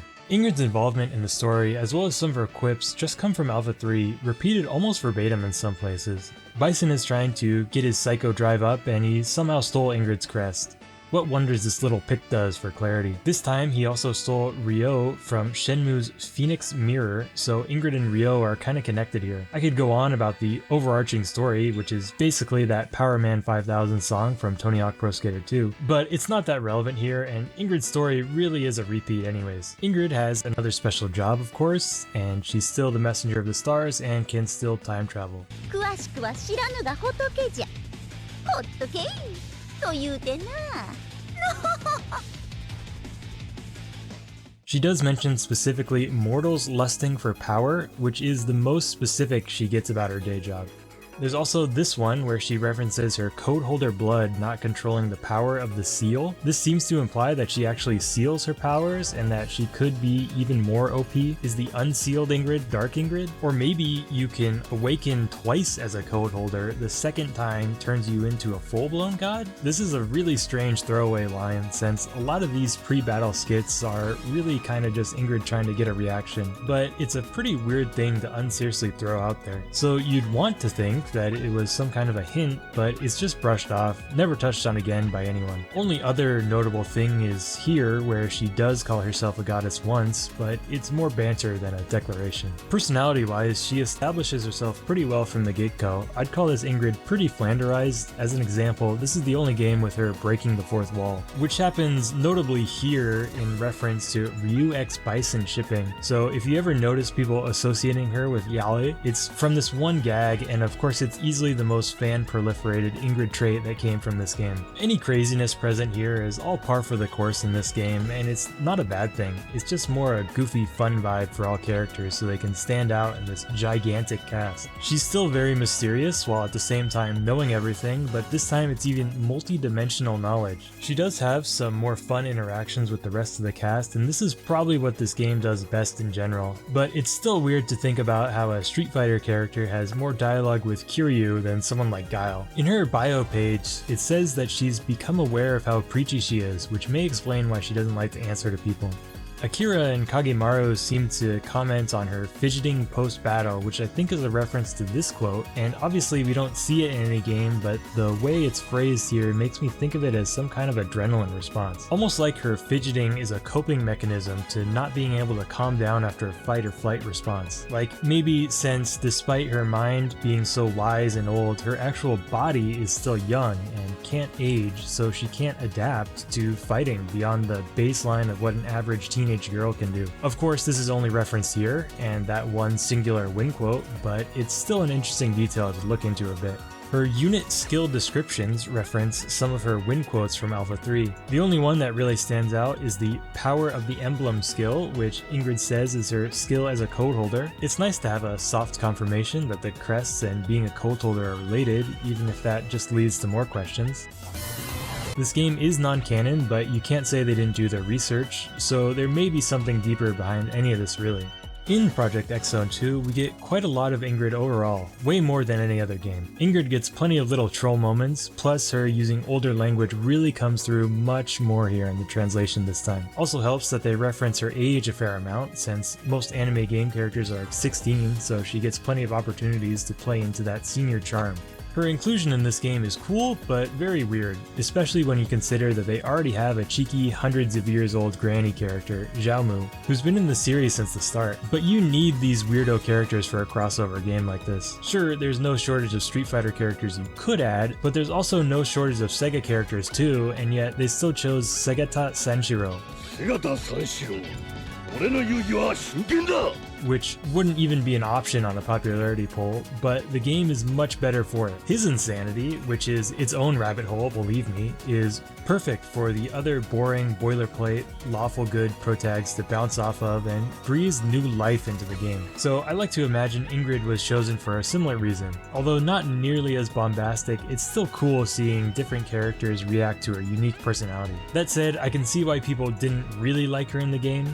If you didn't vibe with her before, it's not gonna happen here. Her inclusion is much better when you know her backstory, but even then, some of the stuff they're referencing was only in the JP version of Alpha 3. Regardless, you can tell they put a lot of thought and care into her. They even got the original voice actor from way back in Capcom Fighting All-Stars, Masaka Jo,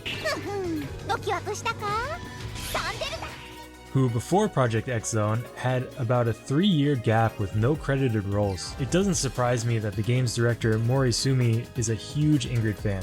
Overall, this is a very good Ingrid game, but it helps a lot if you like some of the other characters represented here as well. She does have to share the stage with a ton of other strong personalities. 私こそが気高き闇の眷属ヴァンパイアだ。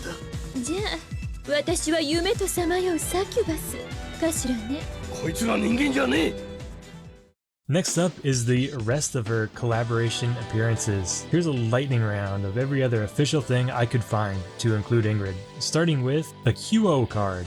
Quo cards are like prepaid gift cards in Japan, however they work with any store associated with Quo. So you can use it at a convenience store, bookstore, and a Denny's even. And at some point Capcom put their characters on a card, so maybe a Capcom store from back then. This was made after the release of Capcom Fighting Jam, but it's still surprising to see Ingrid dead center here. SNK vs Capcom, Card Fighters DS. This is part of the SNK developed card game series made in collaboration with Capcom. Here, Ingrid is one of 10 S-tier Capcom cards. You may think this would be quite the honor, but unfortunately the meta here is apparently using a lot of low-cost cards, so she's low-tier even in this game. The wiki says that she has no place. Story of her life, really. I don't know what the translation is talking about with her Psycho Drive ability. I think it's a mistranslation of a misunderstanding of Alpha 3. Again, somehow pretty fitting for Ingrid. Tatsunoko vs Capcom. Ingrid is not in this game at all, but she was used as a test skeleton for Chun according to planning director Nizuma. Also, they advertised this on a magazine for some reason, which is where this funny lost media-esque image comes from. Not sure if she was planned then scrapped, or if he just wanted to see how she looked in the game. If there ever is a sequel to this, maybe Ingrid has a shot, but I'm not sure if it's allowed to make games this cool anymore. Ultimate Marvel vs Capcom 3. Another crossover fighter that could have had Ingrid included. There's a rumor around that in a meeting on deciding which characters to include, a dev suggested Ingrid, to which the director said, "You again?" and everyone laughed at him, which I'm pretty sure comes from this tweet where he's more responding to the idea of Ingrid as an option. Like, you again? How do you keep popping back up? It's kind of ridiculous to think about a director talking about laughing at another dev for liking a character, but it kind of shows how disliked Ingrid was for this to be believable to some people. It seems they disqualified other characters they wanted to include due to the workload and low overseas recognition, which makes me think Ingrid probably wasn't considered for very long. Street Fighter X Tekken prequel comic. In Street Fighter X Tekken, Ingrid is the creator of Pandora's Box, according to the prequel comic done by Udon, the same company that did the original Capcom Fighting Jam endings. However, this time there is nothing actually in-game on Ingrid, which is good, because I couldn't get any footage of it since you still cannot legally buy this game anymore. In the comic, she sends Pandora to Earth as a gift. Pandora is this little box with a mysterious power that both the Street Fighter and Tekken characters are trying to get their hands on for various reasons. It's also apparently some kind of a test to humanity. Will they attempt to keep the power of Pandora even if it can destroy them? The comic also implies that she may have created the Tekken character Ogre as well. Not sure how many people actually read this comic in full, but it comes up quite a bit in Ingrid discussions, especially ones related to her power level. Personally, I don't think it really should come up as often as it does as proof that Ingrid is super OP. Although sometimes Capcom will use an idea or two from the Udon comics, none of them are canon, and neither is Street Fighter X Tekken for that matter. She doesn't really even talk like Ingrid either, even if we are considering the English translated version of Ingrid. I don't think Ingrid would really cause more chaos and call it a gift. It is definitely expanding the Capcom universe, so maybe it could fit in somehow. Maybe this is another example of the star system being used, where they needed a literal godlike actor and Ingrid most fit the bill. But above all, she doesn't have her crest anywhere. This seems like they just wanted to draw Ingrid rather than trying to impose some crazy new lore for her. And here we actually get some background on that decision. Udon guys just asked and they said yeah, do it. Which is a pretty cool story, but not sure how I feel about stuff like this just getting posted on Twitter. It must be really difficult trying to judge what kind of stuff you should and shouldn't leave fans in the dark about. I love any kind of disclosure on Ingrid, but there is some value in just not saying anything for stuff like this. I would totally believe it if the reason behind her inclusion here was to tease some sort of Street Fighter X Tekken 2 sequel or even the Tekken X Street Fighter game that never was. They could have had Ingrid as like a surprise villain or something. Of course, by the time this tweet went out, nobody was really thinking that, but still. And you also have to consider how things you add may never be discovered or how things get spoiled when being experienced on social media regardless of anything you do.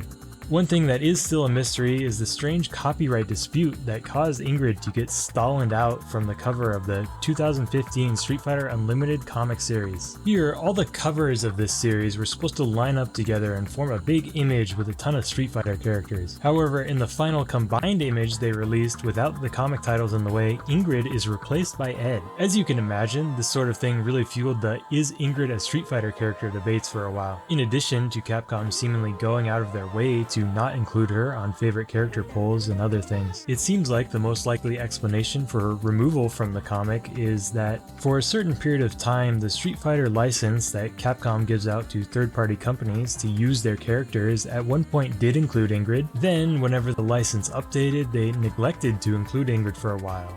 This was eventually fixed sometime in 2024 as Ingrid was allowed to be included in the Street Fighter and Friends Swimsuit Special #1.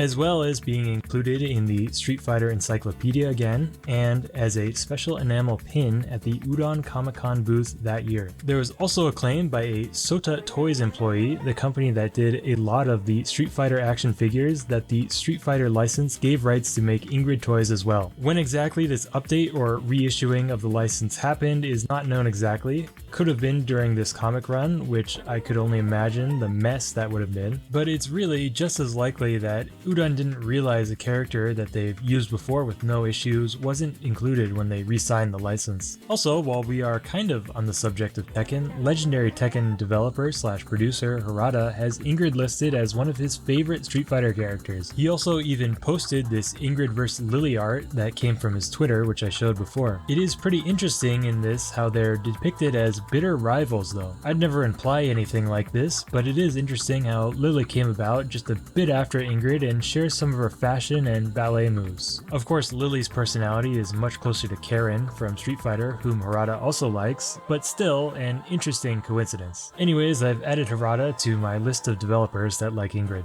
Minna to Capcom All-Stars.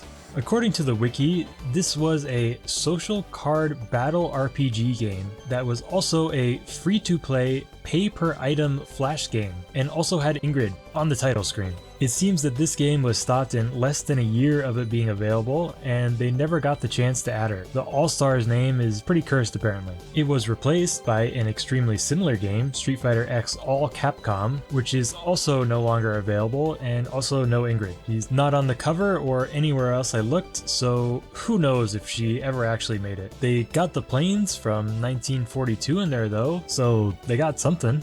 Onimusha Soul browser game. This is another lost browser game, but this one also had a PS3 release somehow. The game is described as a card battler meets city builder. Ingrid is included as part of the gorgeous Capcom Heroines Quest event with Chun-Li, Morgan, and a few others. Here they give her a few cool period costumes. Ingrid seems to be trying to bring her fellow fighters back to their original time, similar to Project X Zone 2. I assume that they made it back fine, since there isn't much else about this game documented, in English at least. Oto Ranger. This is another lost Capcom game that was a rhythm game released for iTunes. This game had a general Capcom series collab, and surprisingly, it's not just Street Fighter plus Ingrid. She's here representing the OG Capcom Fighting All-Stars and appears with DD plus Rook under the name The Mysterious Trio Code Holder. Sadly, this game was also shut down in less than a year, which is quite the shame, but at least it lives on as some of its music is in Street Fighter 6, and also they snuck in this Easter egg into Street Fighter 5. Quite a few Street Fighter connections here surprisingly, or maybe not so much. And ex-Capcom Fighting All-Stars devs seemed extra happy that the whole gang was represented in this one. Project X Zone 2, this is where this game fits in the timeline. Quite a while from Ingrid's last major appearance in Street Fighter Alpha 3 Max in 2006. Street Fighter V Karin costume. Street Fighter V did a lot of these crossover costumes. Karin getting an Ingrid collab costume is a pretty natural connection with the fancy clothes, air of superiority, and the laugh. You could tell this is Karin, by the way, due to the eye color. While there are a lot of parallels between Karin and Ingrid, please keep in mind that there is a subtle yet very significant difference between the laughs ohoho and nyohoho. This may in fact save your life one day.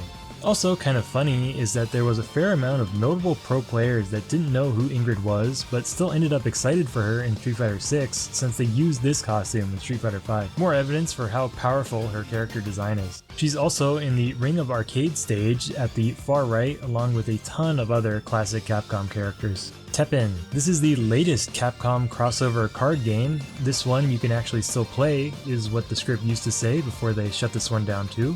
My fault, should have finished this sooner. Here's Ingrid's card. The description reads, "Eternity reflected in her eyes. When she smiles into the abyss, what, I wonder, does the person on the other side see?" Boy, let me tell ya. Otherwise, the only thing to note here is the fact that her tribe is listed as human. Not really proof of anything, spin-off game after all, but they do already have a Kami tribe as well as a mixed tribe, so listing her as a human was definitely a choice someone made. Pokest. This is the ongoing Street Fighter Tamagotchi-inspired browser game where you can hatch Ingrid from an egg. Here's how she looks after literal days of taking care of it. There is also new text about her in her description. Nothing groundbreaking. The memento she gives you is one of her crests. This maybe explains how Bison was able to steal one if she's just handing these things out. You also get a special Ingrid sticker in Street Fighter 6 for raising her over here.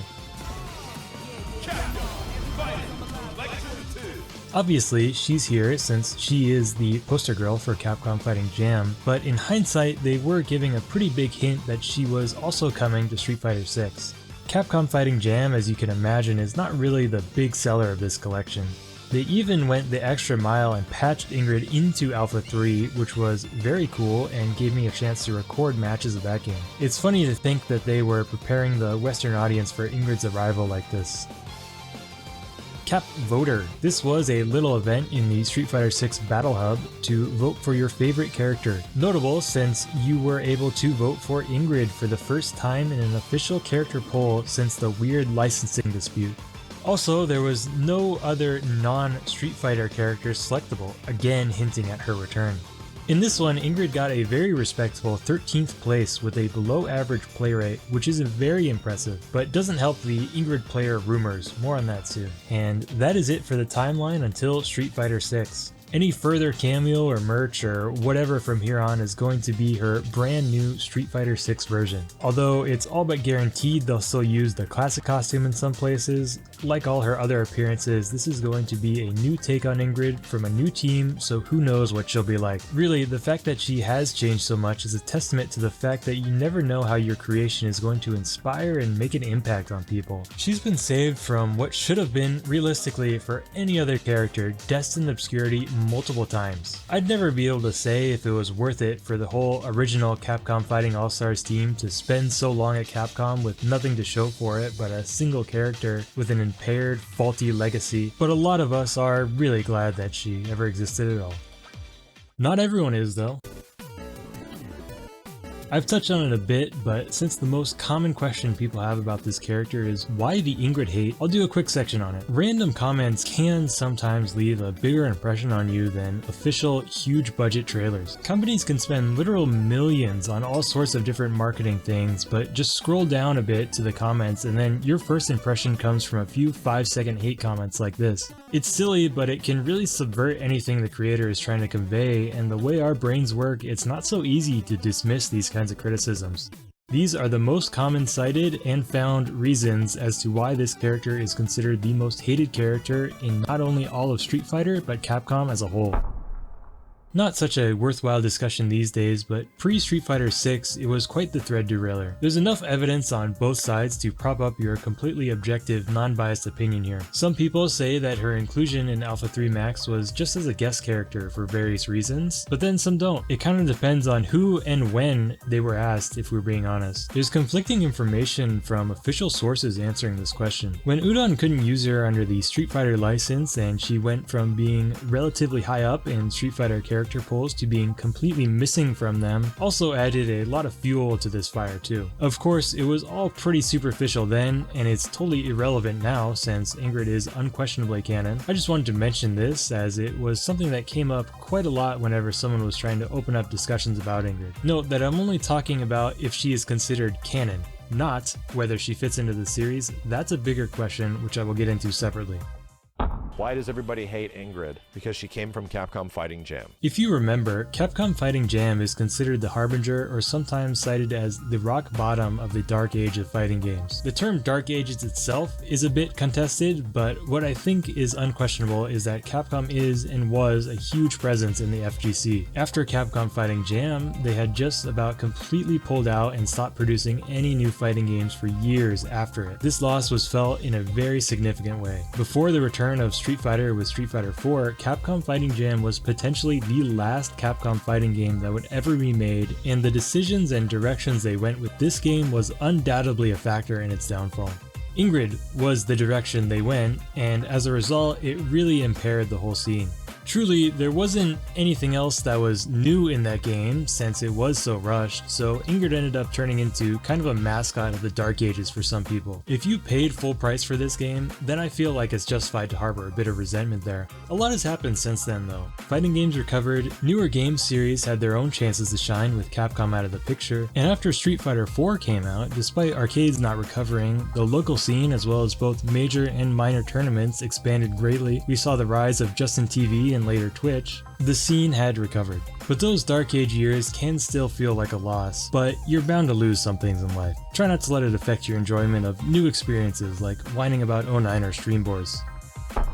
Ingrid is also sometimes considered something of an angel of death. Of the games she's been featured in, Capcom Fighting All-Stars was cancelled, Capcom Fighting Jam killed Street Fighter and all other Capcom fighters, and in Alpha 3 Max she personally killed the Street Fighter lore for quite a few people. It really didn't sit well for the type of person to try and follow Street Fighter lore to see and more likely hear about Ingrid beating Bison in such a nonchalant way. Keep in mind that it took legitimate effort to keep up with this kind of thing. You had to buy special lore books that were hard to find and potentially Japanese only. No trustworthy trustworthy machine translations back then either, or any trustworthy translations really. But the point is, people do like and make real efforts to follow this stuff. I already went through the Alpha 3 story, so hopefully it's clear on how it could rub people the wrong way. Mary Sue / jumping the shark criticisms are pretty valid here in my opinion. It can come off like the writer didn't have respect for Ryu, Rose Bison, or the series in general, and just wanted to show off their new cutesy character in order to sell merch. In addition, if you're stuck with the English translation, then this new mysterious force is just Sunshine Psycho Power, and you can't even see the character-specific winquotes to investigate further. So any of the positives that came about from adding such a disruptive, mysterious, oddball character to the cast are all sadly totally moot in the English version.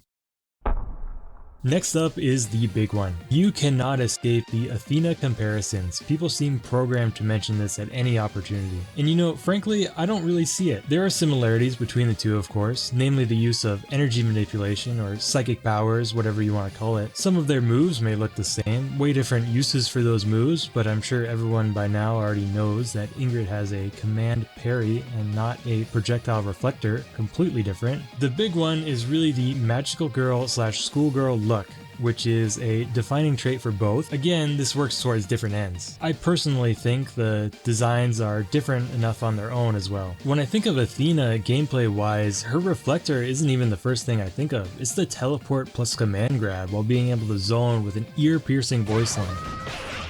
Ingrid controls space well also, but otherwise it's not a strong comparison. Everyone can do this to Geef. That said, I am pretty biased since I like Athena too. I like it when Capcom and SNK rip each other off in general. If anything, for me it's a positive if Ingrid is SNK-like. The original Capcom Fighting All-Stars team were mainly SNK devs that were hired to make good games because they worked at SNK. Why wouldn't they bring over that cool SNK energy? I don't see anyone saying that Chrono Trigger is a Dragon Ball ripoff unless they just don't know, which is probably the root of the issue here. Capcom Fighting All-Stars is just not super well known. Ingrid and Athena are similar enough that you can make that kind of judgment without too much pushback either. Plus, nobody was really batting for Ingrid, so you get to be dismissive about a character while flexing your knowledge on SNK games. That's a cool 2-for-1 comment to boost your internet cred, and what else is the point of posting comments online? One other similarity is how the characters Ingrid and Athena seem to be pushed onto other projects a disproportional amount. Athena in the late 90s and early 2000s had quite the run where she got her own spin-off PS1 horror game. This game would also inspire a spin-off drama CD, a 2-part novel, and a full 13-episode live-action series. Now that is how you push a character. Keep in mind, all this happened before Ingrid. When Capcom pushes a similar enough quote-unquote fan service character right after all this, the comparison makes a lot more sense. But you should be saying Athena wannabe rather than ripoff. I've also seen people complain about her gameplay. Everyone has an opinion, of course, but the games she was in were very underplayed, so it's not like anyone was terrorized by an army of top-tier Ingrids in Ranked. Ranked didn't even exist back then, so they're probably just talking about the CPU, I guess? At worst, her gameplay is just boring and derivative, not nearly OP, and not anything here you'd normally hate a character for, unless you have. This is fair. Anytime Ingrid appears in anything, she's essentially taking a spot from a different character. The fact that Ingrid is technically the first Street Fighter Alpha rep in Street Fighter 6 after 3 years is ridiculous. Is she really worth it? You can ask this in regards to any character, but it's especially true for Ingrid since she never had a really huge game that many people played. She is only dubiously even considered as from Street Fighter and not a guest character. She doesn't bring in that much gameplay wise, and she's mostly liked for her design. Is the type of person to like Ingrid even going to play her when she comes out? Many would say no. The absolute gall to ask for a character you like. It may sound a bit extreme, but it doesn't come from nowhere. This is sadly a thing in fighting games where the amount of support and buzz a character receives online doesn't match how often you actually encounter them. For Ingrid, since her games range from unpopular to never released, this is a pretty natural conclusion to come to. For many people, the character design, lore, personality, none of it is really on their radar at all. They play fighting games for the gameplay first and foremost. If you ask someone someone why they like a character and they tell you a story about how when they first started and grinded some special character specific combo or tech for days and how amazing it felt when they hit it against a real person for the first time, it can feel a bit shallow to say you like a character because they look cute. However, I do believe this logic works both ways. Do you really enjoy the character if you're just in it for the function? If you found the perfect character gameplay wise that fit your playstyle perfectly, but they had a questionable background, underwhelming motivation, or were just hard to look at, would you really want to see that person win? I feel like you're missing out on something by not having any attachment to the character behind the function. After all, it is the thing representing you and your thousands of hours of playtime in whatever game you're playing. Far be it from me to pick and choose who is worth getting into Street Fighter 6 and who isn't, but I will say that if you only choose which characters to add based on playwright or popularity, half the cast would be Shoutos. Uniqueness is a virtue, and any character that stands out with strange gameplay and or a funky design is going to end up adding way more to the game than just cloning the already popular characters and aiming for a high play rate. There are much better reasons to implement new characters, but there are also worse ones, namely, how true this is can only really be answered by people in the industry at the time.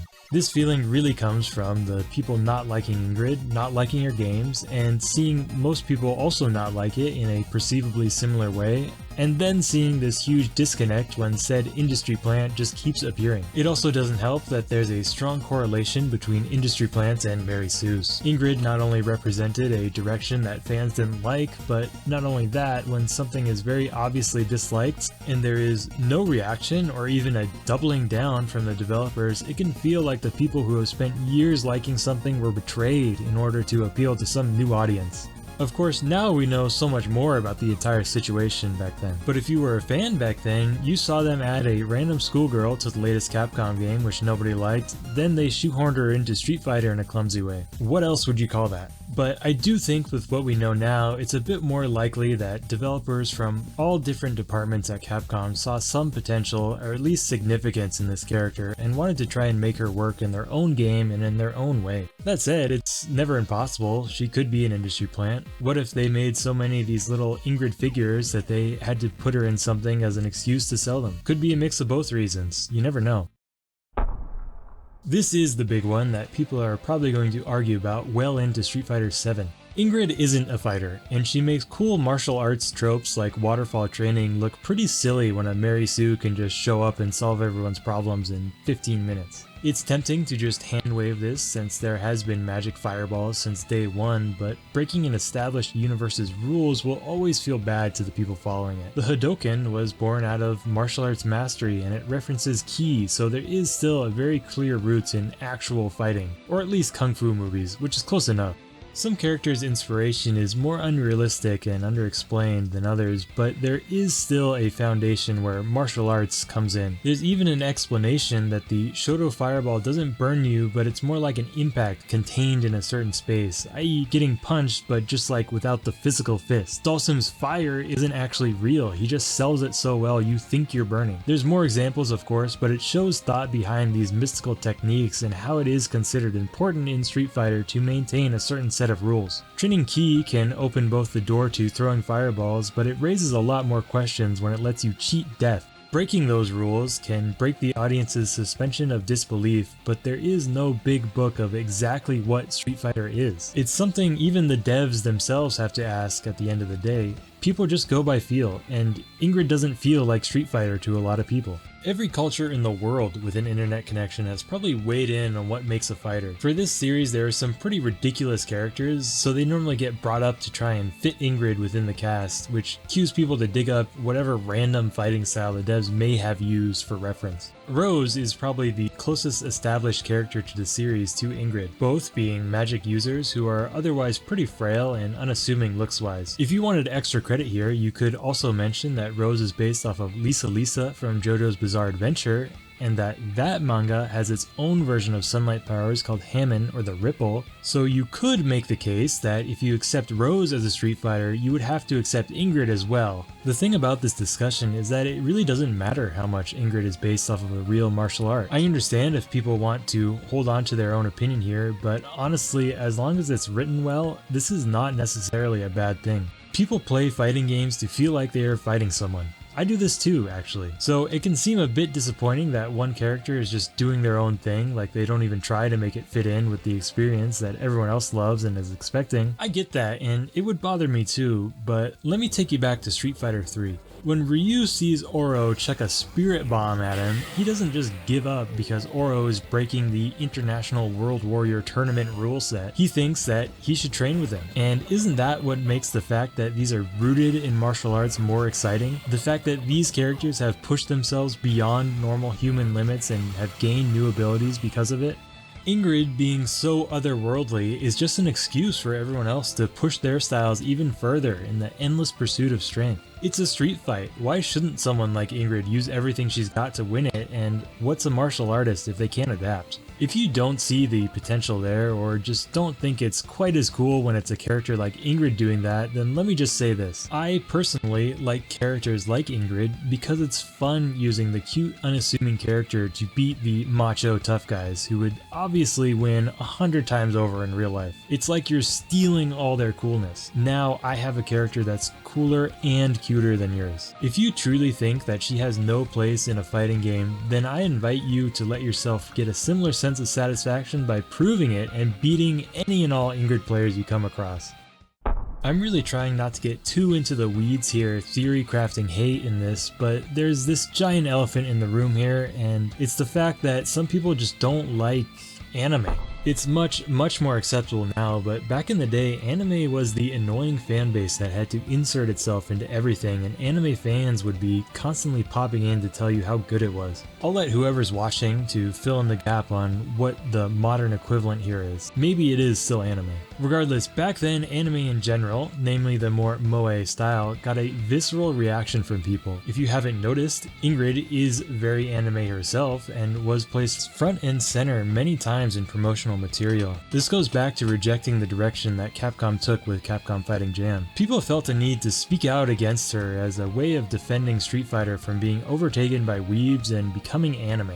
The horror. This situation is also not helped by Ingrid fans being very persistent throughout the years, which you could maybe attribute this behavior to everyone else being so overly dismissive of the character, but on the other hand, if someone's being overly persistent, you'd also end up being dismissive, so which one really came first? As a side note, some people will be happy to hear that the person behind this infamous Twitter account is still around. He did live to see Ingrid finally come back. There is a bit more to this particular kind of anime animosity than the last remnants of dude bro culture rising from the grave to whine about another fighter going soft. But I don't think anyone would react the same way if the anime schoolgirl character Sakura was added instead. Not that people didn't and potentially still don't like Sakura for similar reasons. There is a very important connection between design and gameplay and everything else. This is clear by the amount of people who were convinced that Ingrid will be a zoner just from the very first key art shown of her. It's just as reasonable to dislike a character based on a design as it is to like them. I'm sure there are people who really simply don't like anime and like Street Fighter, but the deeper revelation here is that if Street Fighter becomes too anime, then it's throwing away its own hard-won identity. Some people who weren't into Ingrid's original schoolgirl design really liked her new design, which looks even less like a fighter and way less like Street Fighter, but it's also less stereotypical anime. And stereotypical is the key word here. Once the design had less overt anime-ness to it, the potential of the character was made much more clear to people who didn't already know much about her. That's just the mark of a good design. There is one more thing, an even bigger elephant in the room that should be addressed here. This is something that will follow the character until the end of time. She looks young. Hopefully I don't have to spell out the significance of this any further. While I personally feel, in the case of Ingrid, that this reaction is a bit overzealous and misplaced, especially considering other characters in the series. Not saying that makes it better, but I do not think that Ingrid puts the series in any kind of new jeopardy. However, regardless of how I feel, people do not play fighting games to feel uncomfortable. Any kind of association here risks attracting the worst kinds of bad actors. Of course, where exactly this line is drawn is hugely subjective, always. Everyone is coming from a different place with different things they feel like they need to protect. And again, these are just my feelings, but if you are consuming art, then I like to always assume that whoever made it worked very hard to improve my life for just a little bit, with no real bad motivations. It's one of the few times in life that you can always assume this and be mostly correct. Sometimes, however, no matter what, things are just not going to appeal to you. It is what it is. But don't give evil people power over you, such that you cannot see any positives here and are always dismissive based on a first impression. Perhaps the best insight that I can give here is that I've legitimately watched with my own eyes people botting this topic before. It is guaranteed engagement after all. Do not waste time arguing online, especially about this. The subject itself is extremely important, but your arguments will practically never be important to the person or whatever is on the other side. In my opinion, if you need to say your piece, then do it and get out. That's what I'm gonna do. And that's the hate section. Hopefully it came across that my goal here wasn't to refute these complaints or make random people look silly and dunk on them for having an opinion. I think representing these complaints well is important towards understanding Ingrid, and I hope I did a good job despite not believing in some of them myself. The reception to this character is a big part of her history, and once Street Fighter 6 Ingrid comes out, a lot of these complaints that stem from these 2-decade-old games will be kind of washed away or diluted once the Street Fighter 6 version is fresh in everyone's mind.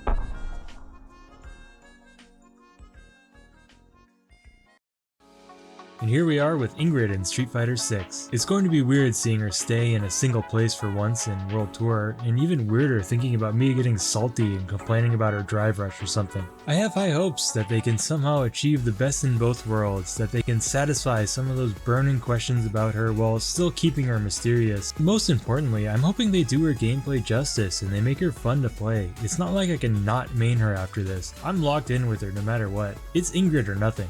I am glad that I didn't write predictions for her in Street Fighter 6, since who could have guessed this thing? I'm really sorry if you watch this looking for answers to whatever they're doing in Street Fighter 6, you're gonna have to play the game to figure that out. Now, just in case I haven't properly conveyed just how out of left field this character pick is, I think this random Reddit joke post from before Season 2 is the perfect example. Now, the joke here is that Season 1 didn't really have any fan favorites, excluding Akuma, who everyone already knew was going to be back eventually. So instead of Ed, who they somehow did end up doing a fantastic job on, to be fair. But anyways, wouldn't it be funny if Capcom doubled down and they kept on making 4 characters, and they brought back only the most obscure, least wanted characters they had in their backlog? Alright, which characters would those be? First up is Sawada. Now, back in 1994, they made a Street Fighter live-action movie back when Street Fighter was huge, and well, Mortal Kombat was also huge, and they already had all the costumes and actors, so why not make a Street Fighter but with Mortal Kombat style graphics? What could go wrong? Well, clearly right away the name was a problem, since they called it Street Fighter the Movie The Game. This game sadly did not become a cult classic, despite giving us the Sagat I-Beam and a playable Captain Sawada. Sawada is to SFTMTG as Ingrid is to Capcom Fighting Jam, in that he's the unique new standout character that appeared in both arcade and home versions, so he kind of represents this game. This character is notable for being a literal confirmed industry plant in the film, and also in just the console version, he has a special move where he performs harakiri on himself. When he's not doing that in the arcade version, he's kind of like the stand-in for Fei Long here. He has never been mentioned in any mainline Street Fighter game since, but he was featured in the browser game Neko Drop 2. This game is about an alternate Street Fighter Cats dimension. His name here is Sawanya, and his story is about being forgotten by people. You can actually still play this one, so go at it, though there is no Neko Ingrid to be found, sadly. Neko Drop 3 win.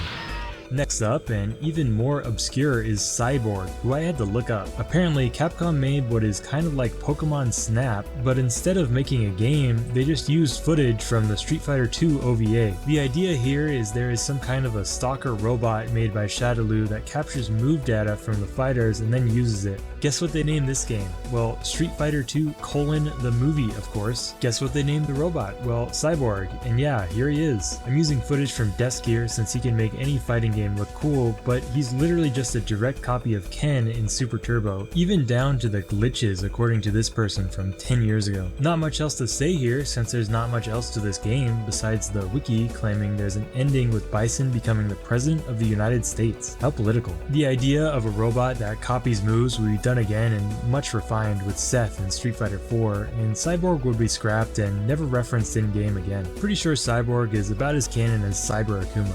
Next up is Kevin, from that one AVGN episode where he talks about how many sequels Street Fighter 2 has, but there's also a game here too. Kevin is from an NES game called Street Fighter 2010 The Final Fight, which came out before Street Fighter 2 and before the home console version of Final Fight. Final Fight, by the way, was originally supposed to be the sequel to Street Fighter 1, but they decided to make Final Fight its own thing and change the name. But then I'm guessing they regretted that and changed the name of this random sci-fi game to Street Fighter 2010, so now it's technically the first sequel to Street Fighter. In the US release of this game, Kevin isn't even called Kevin, but Ken. Not just in name, but his literal identity too. A decision made by Capcom USA because Street Fighter 2 equals money.